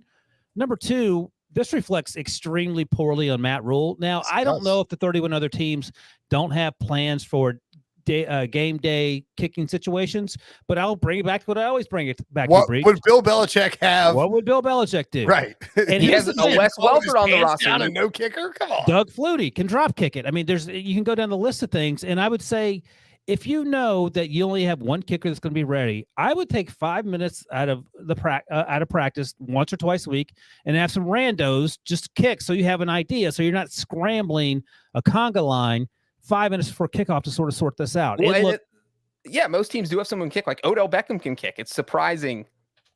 It's just like you look like a moron. Gavin Sue made an extra point. Chad Johnson can kick. Anyone can kick. You got no one else on the roster that can kick, man. Well, usually they give the job to the punter. So if a kicker gets hurt, you'll have the punter kick off or kick field goals. But special situation for the Panthers.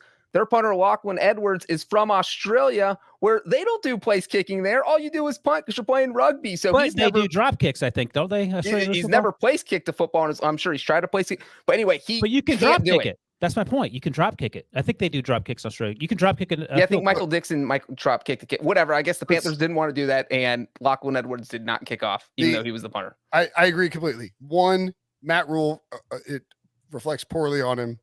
And then two, I think the Bills are in this weird, like, little funked up headspace thing over and they're playing at the Patriots next week, where it starts with that windy game in New England. Then you have the Tampa Bay game where they're, Sean McDermott's crying at halftime. They make a miracle comeback, but still lose. And then look, this is I told Breech on the early odds show, which is in the feed now.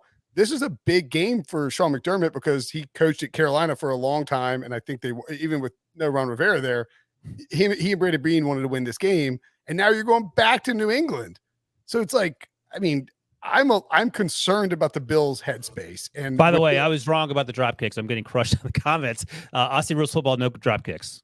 So my bad. But yeah, Wilson, you've got to be on our Aussie Rules podcast before you're qualified to talk about the Aussie Rules. I got out of my lane on that one. But yeah, to the point about the Bills, I mean, at least they won. Do you feel better about the Bills or the Titans right now?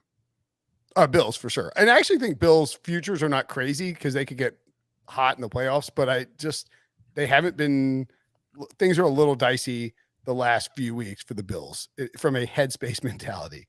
It should be concerning. 49ers 31, Falcons 13.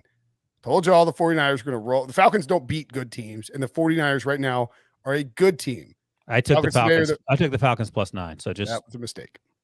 Golly. And I hate that team. I did pretty well in this game because I had 49ers pregame, took them live when it was like 3-3, and then grabbed 49ers second half because it was frankly a beatdown. But Atlanta missed. Finish.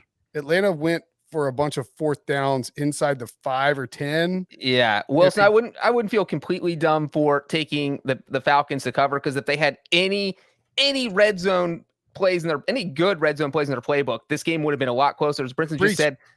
Go ahead. Sorry. 3 times they had the ball inside of San Francisco's 10-yard line, and all 3 times came away with 0 points. That includes 2 possessions getting down to the 1-yard line, 1 of the possessions getting down to the 8-yard line. They went for it on 4th down on all 3 possessions, failed all 3 times. They ran 5 plays in this game from the 49ers 1-yard line and did not score on any of those 5 plays. So they literally, left possibly 3 touchdowns on the board. A minimum, you should have gotten a touchdown and 2 field goals. I mean, it was so insanely bad that's when you said Arthur Smith should get a raise or something earlier, you should get fired for this sequence. They're the first team since at least 2000, which is the furthest back that our research team can check on this particular statistic, to turn the ball over on downs 3 times inside the opponent's 10-yard line in one game. That's insane. That is, and which means that this probably goes back to it might go back to pre-Super Bowl era. I mean, that's hard to do. So we go back and forth on this. Times inside the 10-yard line and turn it over on downs. 3 we go times? Back and forth on this from one week to the next. Would you rather be Big Ben or Matt Ryan? Big Ben, because I'm out after this year. I don't know. Well, I think, you have to feel better about your chances, even though. Would you rather have or be?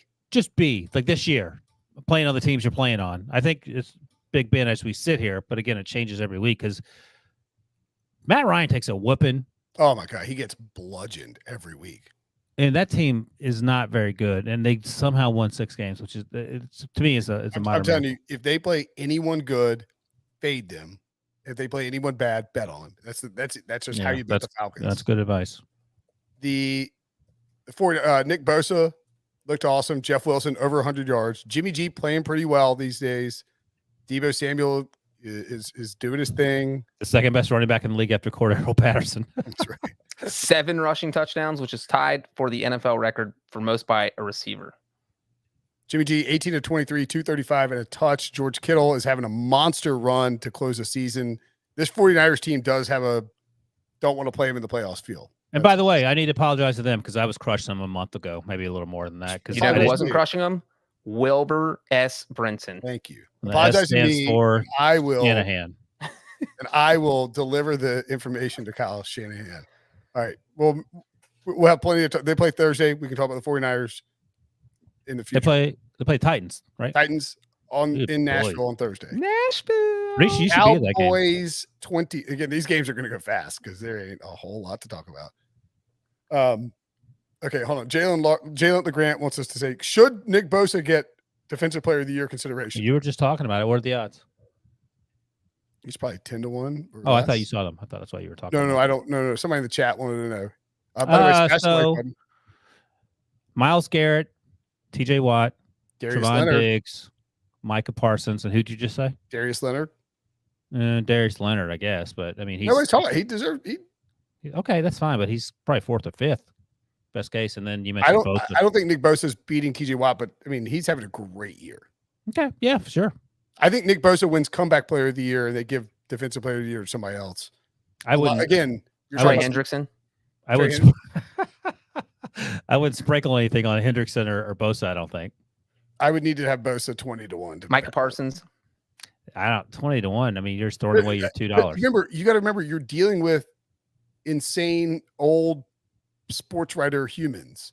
They're going to bet Micah Parsons Defensive Rookie of the Year, Nick Bosa Comeback of the Year, and then they're going to pick between T.J. Watt, Darius Leonard, and Myles Garrett. That's why I wouldn't bet Nick Bosa for Defensive Player of the Year. Agreed. Okay. He's having an awesome season. Yeah, would deserve consideration, but they would prefer to divvy out the awards. That's just how it works. Cowboys 21, Giants 6. Mm. Yikes. Look, I don't care. Giants fans are mad that my guy Mike Glennon's in there. They want to see Jake Fromm. They saw him in there and completed 4 passes. This is 6. not a quarterback thing. This is a doo-doo thing. This is a bad offensive line. Bad blow everything up and start over thing. Yeah. Does that include Joe Judge, Breech? He's not getting fired. He's just not getting fired. Dave Gettleman, it sounds like it's probably going to be done. Retire. Okay. Bruce Arians retirement tour. But you think Joe Judge hangs around? Ralph Vacchiano of the, I believe, New York Daily News had a report this past week where he said that it was clear. I mean, again, I don't like to sourcecast, but it was very clearly the owners think that they're humiliated at having to fire McAdoo and then subsequently fire. Wait, who was after? Shermer. So to fire McAdoo and Shermer, humiliated by doing that and like four GMs and 4 coaches in 6 years or whatever the numbers are, and John Mara sold on Joe Judge as his guy, and Judge is selling them on changing the culture, so he's going to get another year at least. Okay, that's fine. I mean, that's not my cross to bear. I'm not a Giants fan, so good luck. This team's not very good. No, not at all. They're actually really terrible. They're very, very, very, very bad. Here is a pretty debilitating statistic if you're a Giants fan. They have 5 consecutive seasons with 10 losses. That is the current longest active streak in the entire NFL. That is correct. The Giants have more consecutive seasons with 10+ losses than the Lions, Jaguars, Texans, and Jets. Thanks, Jim Caldwell. Rethink who you are, Giants. You're not some blue blood franchise. That Super Bowl was a long time ago. You were a bad football team and a bad franchise. Those Super Bowls were a long time ago, sure. Yeah, but I was actually thinking as you were reading those stats that Breech would 100% take the Giants record if that meant 2 Super Bowls for the Bengals in the last 100%, yeah. 100,000%. Let me ask you this though: the Cowboys are probably the more interesting story because they're the number 2 seed in the NFL right now. They are playing incredible defense. They have some 2019 Chiefs vibes to them. Except the quarterback isn't getting better down the stretch; he's getting much worse. And the offense, that 2019 offense was good for the Chiefs. Yeah, I just mean that like this defense that we didn't think would be. Oh, I see. Yeah, on the defense is coming to get like if Dak and the offense started playing at the level that we thought they would play at for the full season, and everyone's healthy, and this defense plays like it's playing, you kind of have I don't know. The Cowboys are intriguing, but Dak has just been bad. Yeah, I mean here's the interesting matchup. As we sit here, it'd be 2 versus 7, Dallas versus New Orleans. So those defenses are going to ball out. The Dallas defense is much more opportunistic, and the Dallas offense, at least on paper, is way better than Taysom Hill in that offense. So you would like Dallas there based on the whole package. And the biggest part of that package, I think, is the defense has played so well. There's a tiny package. He said it again. See how quick Debo can get that thing queued. He's scrambling on the board. It's just weird that, like, we all agree the Giants are a bad team. The Cowboys offense just did not look good at all. I mean, literally, their defense set up almost every point that the Cowboys scored in this game. I mean, their first touchdown was after an interception. So the offense only had to drive 13 yards.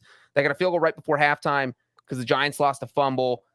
They got a touchdown where they only had to drive 29 yards because the defense made a 4th down stop when Joe Judge decided to go for it, 4th and 1 from his own 29. So, like, the offense was not driving the football. So, I mean, it's definitely concerning if you're a Cowboys fan that they don't look in sync right now. On the 4th and 1 call, the Joe Judge called the same play that the Steelers called with Ben Roethlisberger on his first 4th and goal sneak. Mike Glennon actually went backwards 4.5 inches. It was not an ideal. That offensive line is just a problem for the Giants. A lot of problems. Like, we're not going to get a whole Mike Glennon thing, but I mean, he was constantly sprinting for his life out there. It's a problem. I love his bald head. We got that in common. I do worry. Can't wait to hear the end of this sentence. The Cowboys. I want to know: are the Cowboys going to? Here's what'll happen. So they, as we sit here, they beat the Saints in round 1, and then we feel better about them, and then we try to talk ourselves into whatever their round 2 matchup is. Like a low-scoring game against the Saints where the offense didn't look good, but we say, the Saints defense is good. Maybe the Cowboys. Diggs picks off Taysom Hill twice, and then Micah Parsons has 3 sacks at Taysom Hill. I'm like, oh, Zeke Elliott is why is he playing? Tony Pollard's the guy. But no, like Zeke is hurt. Why is he playing? Because Jarrett says play him. It's crazy. CeeDee Lamb, 6 catches, 50 yards. Gallup, 3 catches, 32 yards. Amari Cooper, 2 catches, 8 yards. Yeah, well, the Cowboys are absolutely. They won by 15. Justified. They still have a game left against the Cardinals. Hey, they won. Win, survive and advance, baby. Win in Rome. Or that. Dolphins, 31. Jets 24. I just want to say before you get going, Tua, you screwed me out of the cover with that pick 6 at the end, you numb nut. Go ahead. Wait, they were up by 7 when that happened.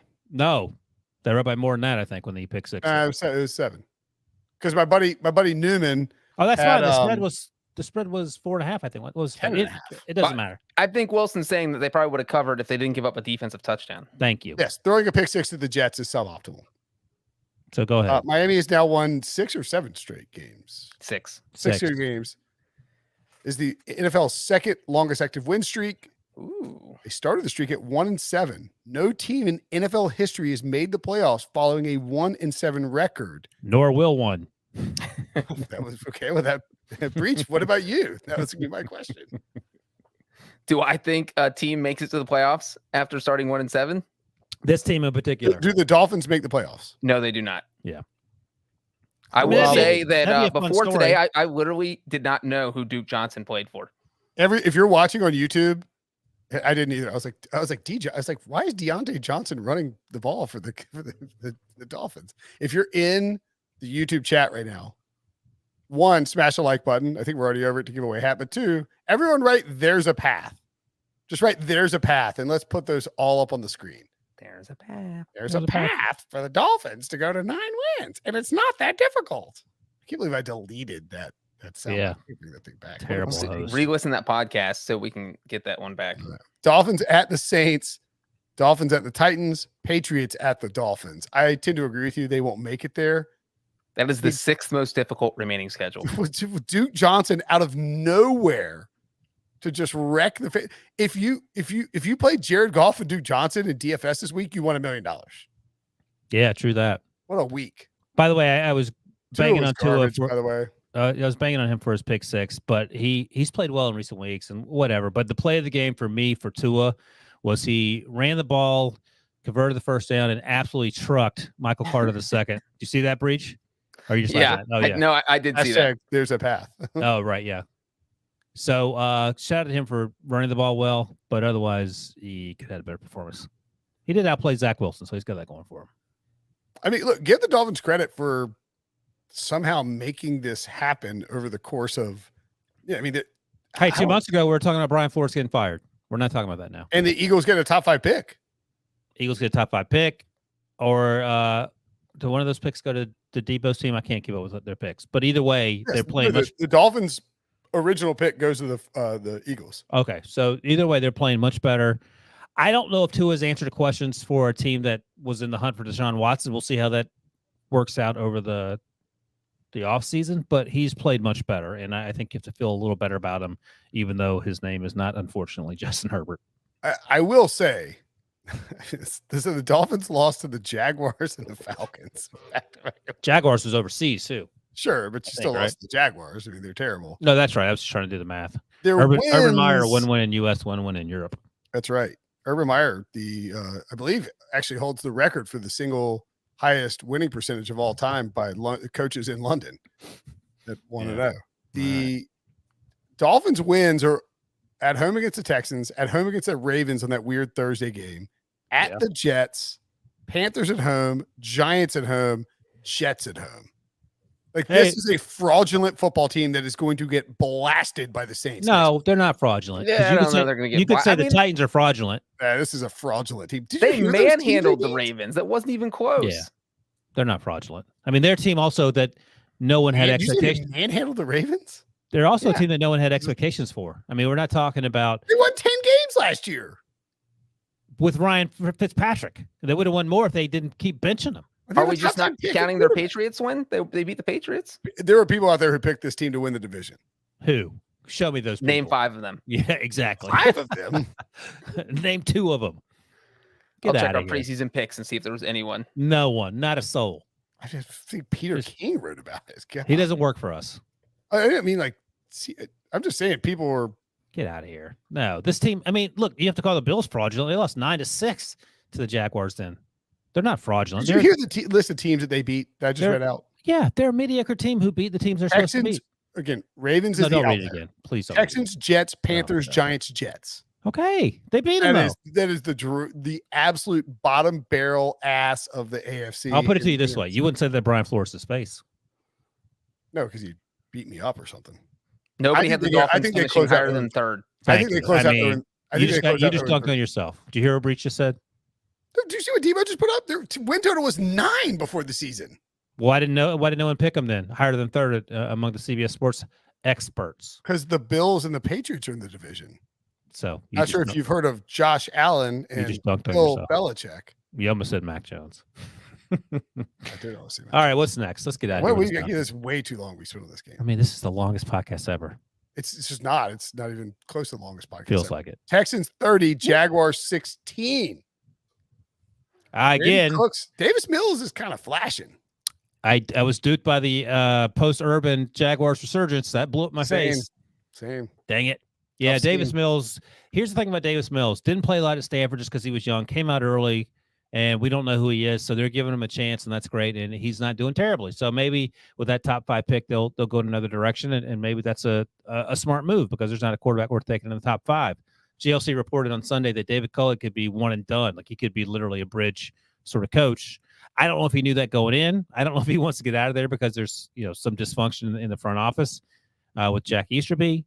But I think winning 3 games with this roster is pretty good. It's huge. Let me ask you this though, and let's say they trade Deshaun Watson for 2 first-round picks and 2 second-round picks or whatever. Is this an attractive job? No. You'd rather have the Jaguars job by a mile, right? Yeah. Yes. By a mile.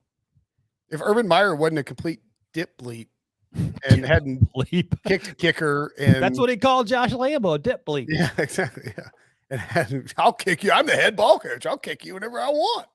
If he hadn't been grinding at his own bar and kicked a kicker and said a bunch of stupid stuff, he could have coached there for 5 years and whatever. That's who wants the Texans job then? Nobody. Okay, well that's why you keep David Culley for another year. He's done a good job. He has done a good job. He and Dan Campbell won't ever get Coach of the Year buzz, but they deserve some of it. Let's talk about this draft order real quick. And if you're watching on YouTube, youtube.com/pick6. If you're watching, by the way, smash that like button. Please. We're podcasting at 1 a.m. just for y'all. Yay! Jacksonville, with the loss and the Detroit win over Arizona, which we'll get to in a minute, slides into the number 1 spot. And Scott Hansen. What did he say? I mean, by the way, Scott Hansen has completely changed how he says challenge and Josh Allen. What does he say? Allen. No, he changed. No, he doesn't say it anymore. I know that's what he used to do. He used to be like Josh Allen and challenge. What if he listens to the podcast? Anyway, sad. He wouldn't stop pointing out that the Jaguars. He's like, there's a play. It pops up. He's like, I've got good news. And he goes, I got bad news, and I've got good news, Jaguars fans. The bad news is your team just threw this pick 6, or maybe it's the kickoff return. He goes, the good news is you have the number 1 overall pick. It's like, what? I heard that, and I was like, I can't wait to hear what this good news is because I've seen zero good news from this team today. There's no good news about having the number 1 overall pick in this draft, right? Well, here's the problem. No one's going to trade up for it because there are no quarterbacks worth taking. Correct. Number 2, you've drafted 2 edge rushers as first-round picks in 2 of the last 3 drafts. So you don't need Aiden Hutchinson or Kayvon Thibodeau. You can take him. There's not no lineman to take it number 1. You could, but you don't even necessarily. I mean, you could use an O-lineman for sure. But right, you don't want to. I mean, this feels like 2013 in the sense that I think that was Eric Fisher as well. Eric Fisher and Luke Jokel 1 and 2. No quarterbacks. Right. Well, and now the quarterbacks are better than 2013, but the Chiefs were desperately trying to trade out of the number 1 pick in 2013 because they didn't want to take Eric Fisher first, but he was the best prospect available. So, I mean, I guess you just stay put. Jaguars being 1 is a nightmare. Also, it ties up more of your salary cap, and you got to pay no. Yeah. Here's the thing. You got to win some football games. Yes. Because here they also have the 33rd pick at the top of the 2nd round. So you can just draft an offensive lineman there. That would make more sense than taking one. I would just take Aiden Hutchinson if I were them and forced to do something. But I wouldn't feel great about it. Not because he's not worth it, but just because they don't. I mean, how many freaking offensive edge rushers do they need? And looking at the draft order real quick, my God, the Giants really got to decide right now if they're blowing things up because you cannot let this regime have the 5th and 6th pick in the draft or 2 top 10 picks or whatever ends up being because you have to keep them. You can't let them make those picks and then fire them a year later. I think the substantial noise out of New York is because Dave Gettleman has won a lot of games as a member of the Giants, multiple Super Bowls. That they're going to give Dave Gettleman the option to retire. Wait, he was the GM for both those Super Bowls? No, he was director of player personnel. But he they count on his resume, and so yeah, sure. The buzz is they're going to give him the option to decide he's just too old for this anymore, and then hire somebody. 70s. Yeah, he's old enough to retire. That's ageism, Brinson. They can't do that. Yeah, that's true too. By the way, sneak peek to tomorrow's Monday's mock draft, version 16 for Ryan Wilson. Love a good sneak peek. I have the Giants trading up from number 5 to number 2. You have to read to see who they take. Is it a quarterback? Again, being pressured by. It's called a sneak peek, Brinson. He's not telling you who it is. Not a sneak reveal. I don't have a quarterback at 2 would be pretty crazy. I don't have a blue or pink balloon. I'm going to blow it up with powder coming out of it to let you know who they're taking. A QB reveal. I'm not going to read the mock draft. I'll just wait until Tuesday when you do the mock draft show live on YouTube at 1 p.m. Costing you a click, Wilson. I know. That's messed up. I always click. That's messed up. And retweet. Shut up, Breech. Yeah, shut up, Breech. Happy Is that all the holidays. games? Wait, did we just get through all the games? No, Okay. we skipped a game that Debo mentioned 17 times, only the biggest upset of the day, and I'm Oh, sure everyone in Cardinals and Detroit Lions. is I'm so just sorry. waiting for us to talk about it. All I'm right. sorry. That's on me. Okay, you talk about being worried about the Bills and being worried about Dallas and being worried about Tennessee. I think we should be legitimately concerned about the Cardinals. In my defense, here when I went to use the bathroom, I scrolled down to what I thought was the next game, which was Bills Panthers, and so I bypassed accidentally Lions. Cliff Kingsbury Cardinals. appreciates that. My apologies, but look, man, Dan Campbell, what a guy! I'm all in on Dan Campbell. I said that from Jump Street. I said at his introductory press conference, I don't know if this guy can coach, but I would run through a wall for him. And let me ask you this before we get to the meat and potatoes of this game. How many games right now, and both of you have to answer this, how many wins do the Jaguars have with Dan Campbell as their coach? I mean, 5. More than I they think- have now. 5. I think 5 is legitimately reasonable. I agree. This No, this that's fine. Detroit team has no business winning any games. No business. I love that show. Shut up. They Ruse. I don't know how long. I think Detroit is taking. Oh my god, I can't believe I'm going to suckered in. Oh boy. Do Yeah, it. boy. Get suckered in. No, I think There's the path. No. There's a path to 9 wins. I think what they're doing with Dan Campbell, and I think they're doing it by accident. Honestly, they trade away Stafford, bring in Goff. Goff is their quarterback next year. He balled out today. He was great today.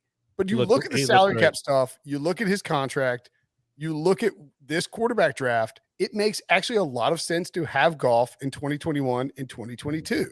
And Dan Campbell is like taking the talent level and raising it way above what they have. I mean, they should not be in these games, and they just won't quit because this ankle biting, welcome to Motor City, meathead maniac PC principal just won't quit. It's inspiring. Don't click on any Detroit Lions videos tomorrow if you don't like goosebumps. Let me ask you this. Just again, going back to my mock draft, I had them trading down from 2 to 5. And I did the old Sam Darnold draft when the Colts and the Jets swapped picks, and that they went from 6 to 3, and the compensation was 3 second rounders. If you're the Lions, would you move down from 2 to 5 for 3 second rounders? And you have another first round pick this year too, 25. From 2 to 5 in this draft. Yeah. The second rounders will come this year, and obviously the 2 subsequent years. So you get the Colts Jets deal. Yeah, that's right. Yeah, in a heartbeat. By the way, the Jets got hosed because it took Sam Darnold, but the Colts got Quentin. Darius Leonard. No, that I looked it up. It was Quentin Nelson. They got Braden Smith, and then Dallas Goedert was the pick that they ended up trading to the Eagles, and they got someone at number 53. I have to look up. They did get Darius Leonard in the second round. Right, they did, but they got Chemo Toure as well. So they got 4 guys that were better. Obviously, one of the guys was better than Sam Darnold. But the takeaway for me is that the more bullets you have, you're more likely to hit the target. No doubter. I mean, the only maybe exception there is if Aiden Hutchinson, who is a Michigan guy, like through and through, plays in a position the Lions need, is a perfect blue collar, aggressive pass rushing type of guy. If he doesn't go 1, would you take the dice roll in the second rounders versus going Hutchinson at 2? Yeah, Maybe Hutchinson's there at 5. Who knows? I would take Hutchinson at 2. If he's there at 5, something went wrong. But yeah, I would take Hutchinson at 2 and not trade down.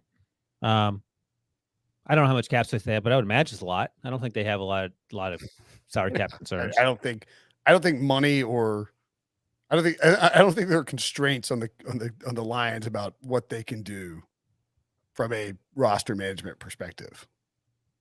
Right. I mean, they should have. So they beat the Vikings. They beat the Cardinals. They tied. If we're going through all Steelers. their games, there are a bunch of games they could have won. They Yeah. lost on a 66-yard field goal. Yeah. This team could like borderline be in the playoffs. I'm not even kidding. No, In the NFC. Again, reflects very poorly on Matt Patricia. Sandwich between Jim Caldwell and Dan Campbell. Like they should have beaten the Ravens. They lost to the Bears by 2. They lost to the Browns by 3. They lost their first game to the Vikings, where Minnesota kicked a 54-yard field goal to win it. And obviously the Tucker one from 66. That's 4 games right there that they could have won if one bounce the ball would have gone differently. So now you're up to 6 and 7. They could low key be like 4-1 since they're bye. So we should just put 5-1 since they're bye. You talk about sorry, go ahead. No, I was gonna say you talk about the Dolphins being fraudulent. I think the Cardinals are much more deserving of that distinction. I'm worried about the Cardinals. Everyone should be worried about the Cardinals. Colts, Cowboys, Seahawks. Those are the final 3 games. How many do they win? Colts. No. I feel like 1 and 2, and you're just holding on for dear life and hoping you win the NFC West. You better hope Geno Smith plays week 18 if you want to win that game. My gosh, I don't feel great about it. I don't know what to fix it. The defense suddenly can't do anything.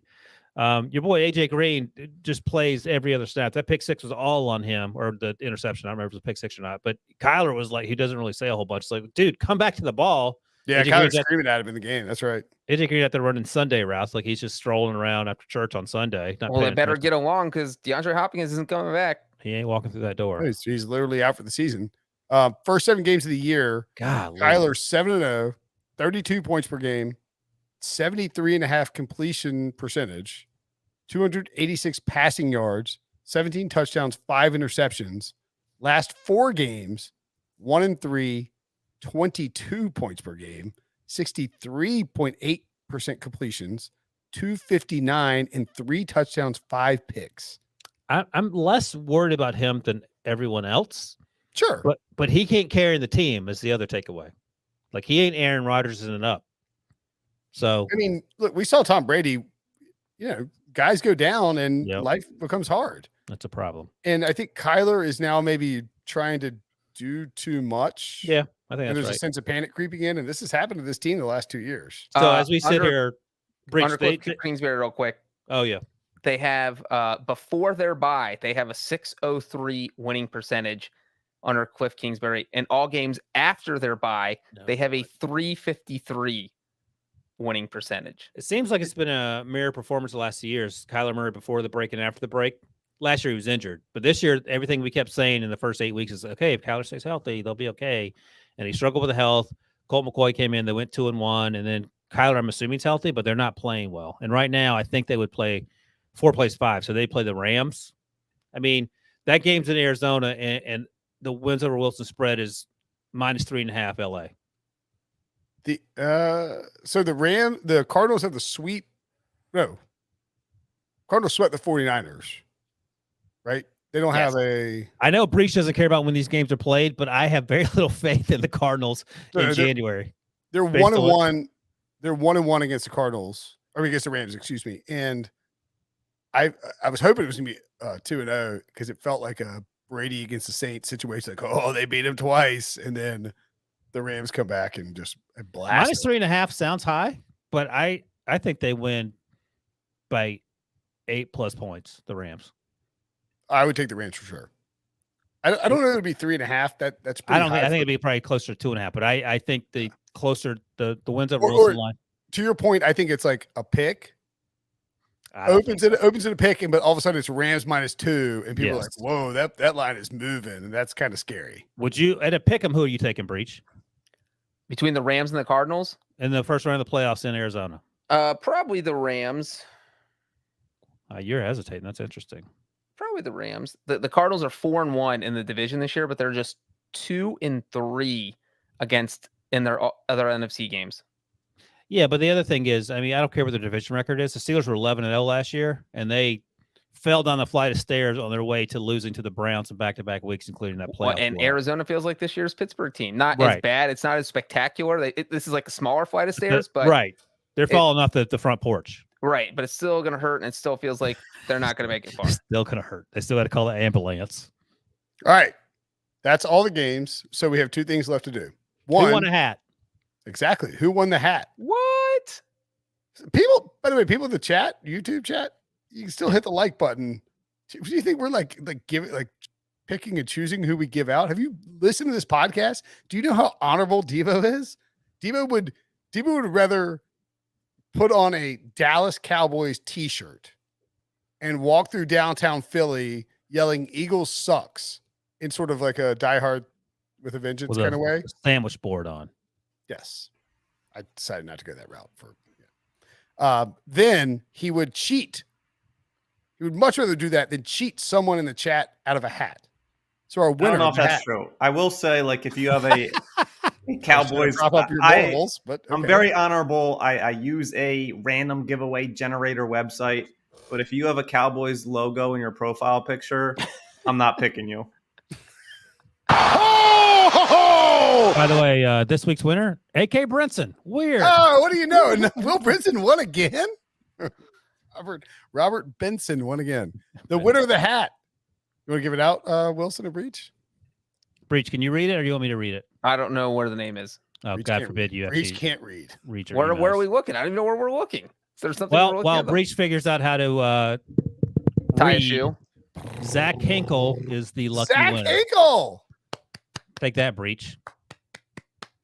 Sorry, I was trying to do the drum roll.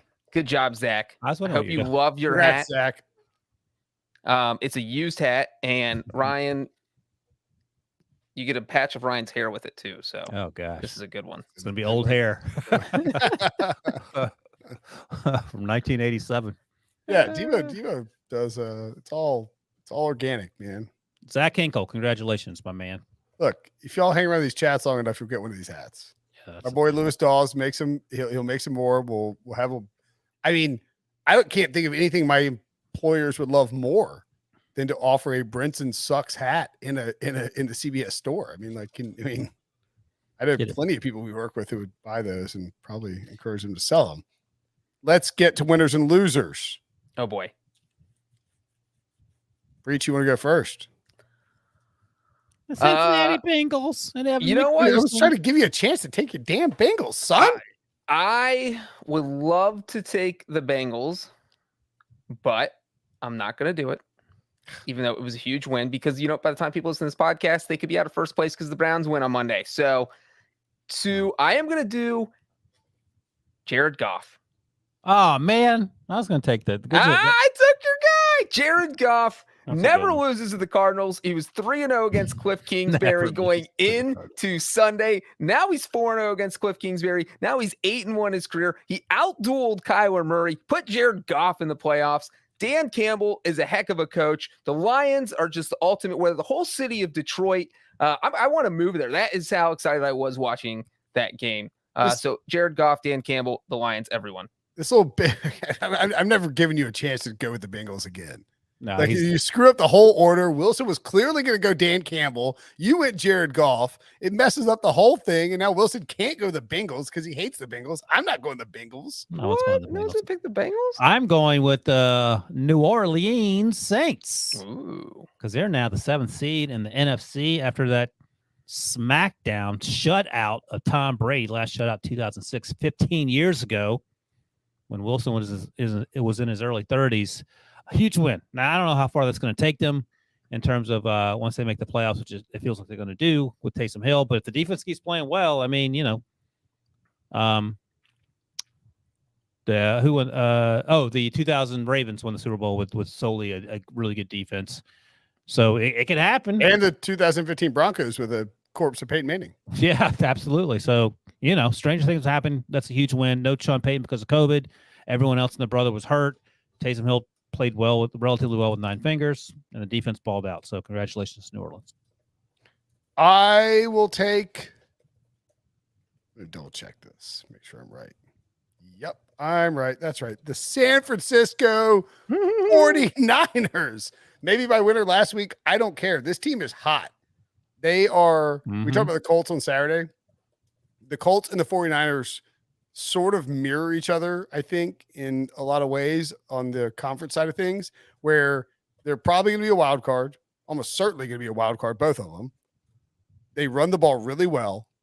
They have this quarterback that people love to hate, but has enough skill set to make plays and, matriculate the ball a little bit or do whatever's in the game plan. Smart head coach with good offensive game planning work. And a defense is kind of coming on strong with some real players, whether it's DeForest Buckner or Darius Leonard or Nick Bosa and Fred Warner. Like, you don't want to see these teams in the playoffs. And the 49ers, as we pointed out earlier, jumped up to 90+% to make the playoffs. Wilson and Breech both burying them weeks ago. They are now 8-6. One more win to cash my in-season bet of over 8.5 wins. Another one of my special wake up. Oh, I don't remember doing that. Yeah. Anyway, 49ers, Kyle Shanahan, Jimmy G, George Kittle, Deebo Samuel, Jeff Wilson, all winners. I'm going first for losers because Breech just can't handle the responsibility. Aww. I'm taking the Ravens. Talked about it 2 of the last 3 weeks. They had a chance to tie the football game with Justin Tucker and then have a chance to win it in overtime. I know Breech sort of disagrees with it, but they lost both games. They're now on the outside, and they're not even winning the division. They're out of the playoffs. And Breech predicted weeks ago that they might end up missing the playoffs while his Bengals make it. So this wasn't Tyler Huntley's fault. It wasn't not having Lamar Jackson. I know they have injuries, but every team has injuries here. And while I love John Harbaugh as a coach, and I think in most instances he makes the right decision, I think you can question what he did at the end of these 2 games the last 3 weeks, including the decision not to go for 2 when they had a chance to cut it to 8 points. Ravens. My loser, it's from the same game as Wilson's winner. I usually don't do this, but my loser is Tom Brady. And that is because he lost. We don't get to list Tom Brady in the losers column that often. So I'm going to take advantage of it. He got shut out in a game for the first time since 2006. He got shut out in a home game for the first time in his career. So Tom Brady, even though everything about him is a winner, he's pliable, he's married to a supermodel, he's richer than all 3 of us combined times 10, 100,000. 10? What are you talking about? 10,000. 10,000. Do the You know math. what I was thinking Write about? all the zeros down. They're worth like $5 billion. What are you What's talking 5 billion divided by 10,000? Exactly. What You know is what I- 10,000? Write it down. You know, 10,000. You know what I was thinking about while Breech was calling out Tom Brady? Here's what's going to happen. Tampa Bay's going to make it to the Super Bowl, and they're going to face the Bengals. And, of course, Tampa Bay's going to win. And the first thing Tom Brady's going to say after the game is that I heard John Breech on the Pick Six podcast in Week 15, winners and losers. He called me out, and I was never been more motivated to beat a team than I was to beat the Bengals. And the Bengals nation will know that they lost the Super Bowl because John Breech dunked on Tom Brady. And funny enough, because Tom Brady, if you're watching on YouTube, Gisele Bundchen's worth $400 million. She makes $40 million a year, and Breech is like, Tom Brady's worth at least 10 times the 3 of us, and then had to 10,000. 10. I kept adding numbers because I realized that the number was way higher. But Breech, just to clarify, your biggest loser in the entire NFL in Week 15 was who? Tom Brady. I'm sorry, I didn't hear you. Tom Brady. You'll have to speak up and enunciate a little bit. Thomas Edward Brady is on the list. We don't ever put him on the losers list. Can't we put people who are winners on the losers list because they didn't win? Let's clip it and save that, bro. So you're saying, I just want you to say Tom Brady's a loser. Now we can clip you.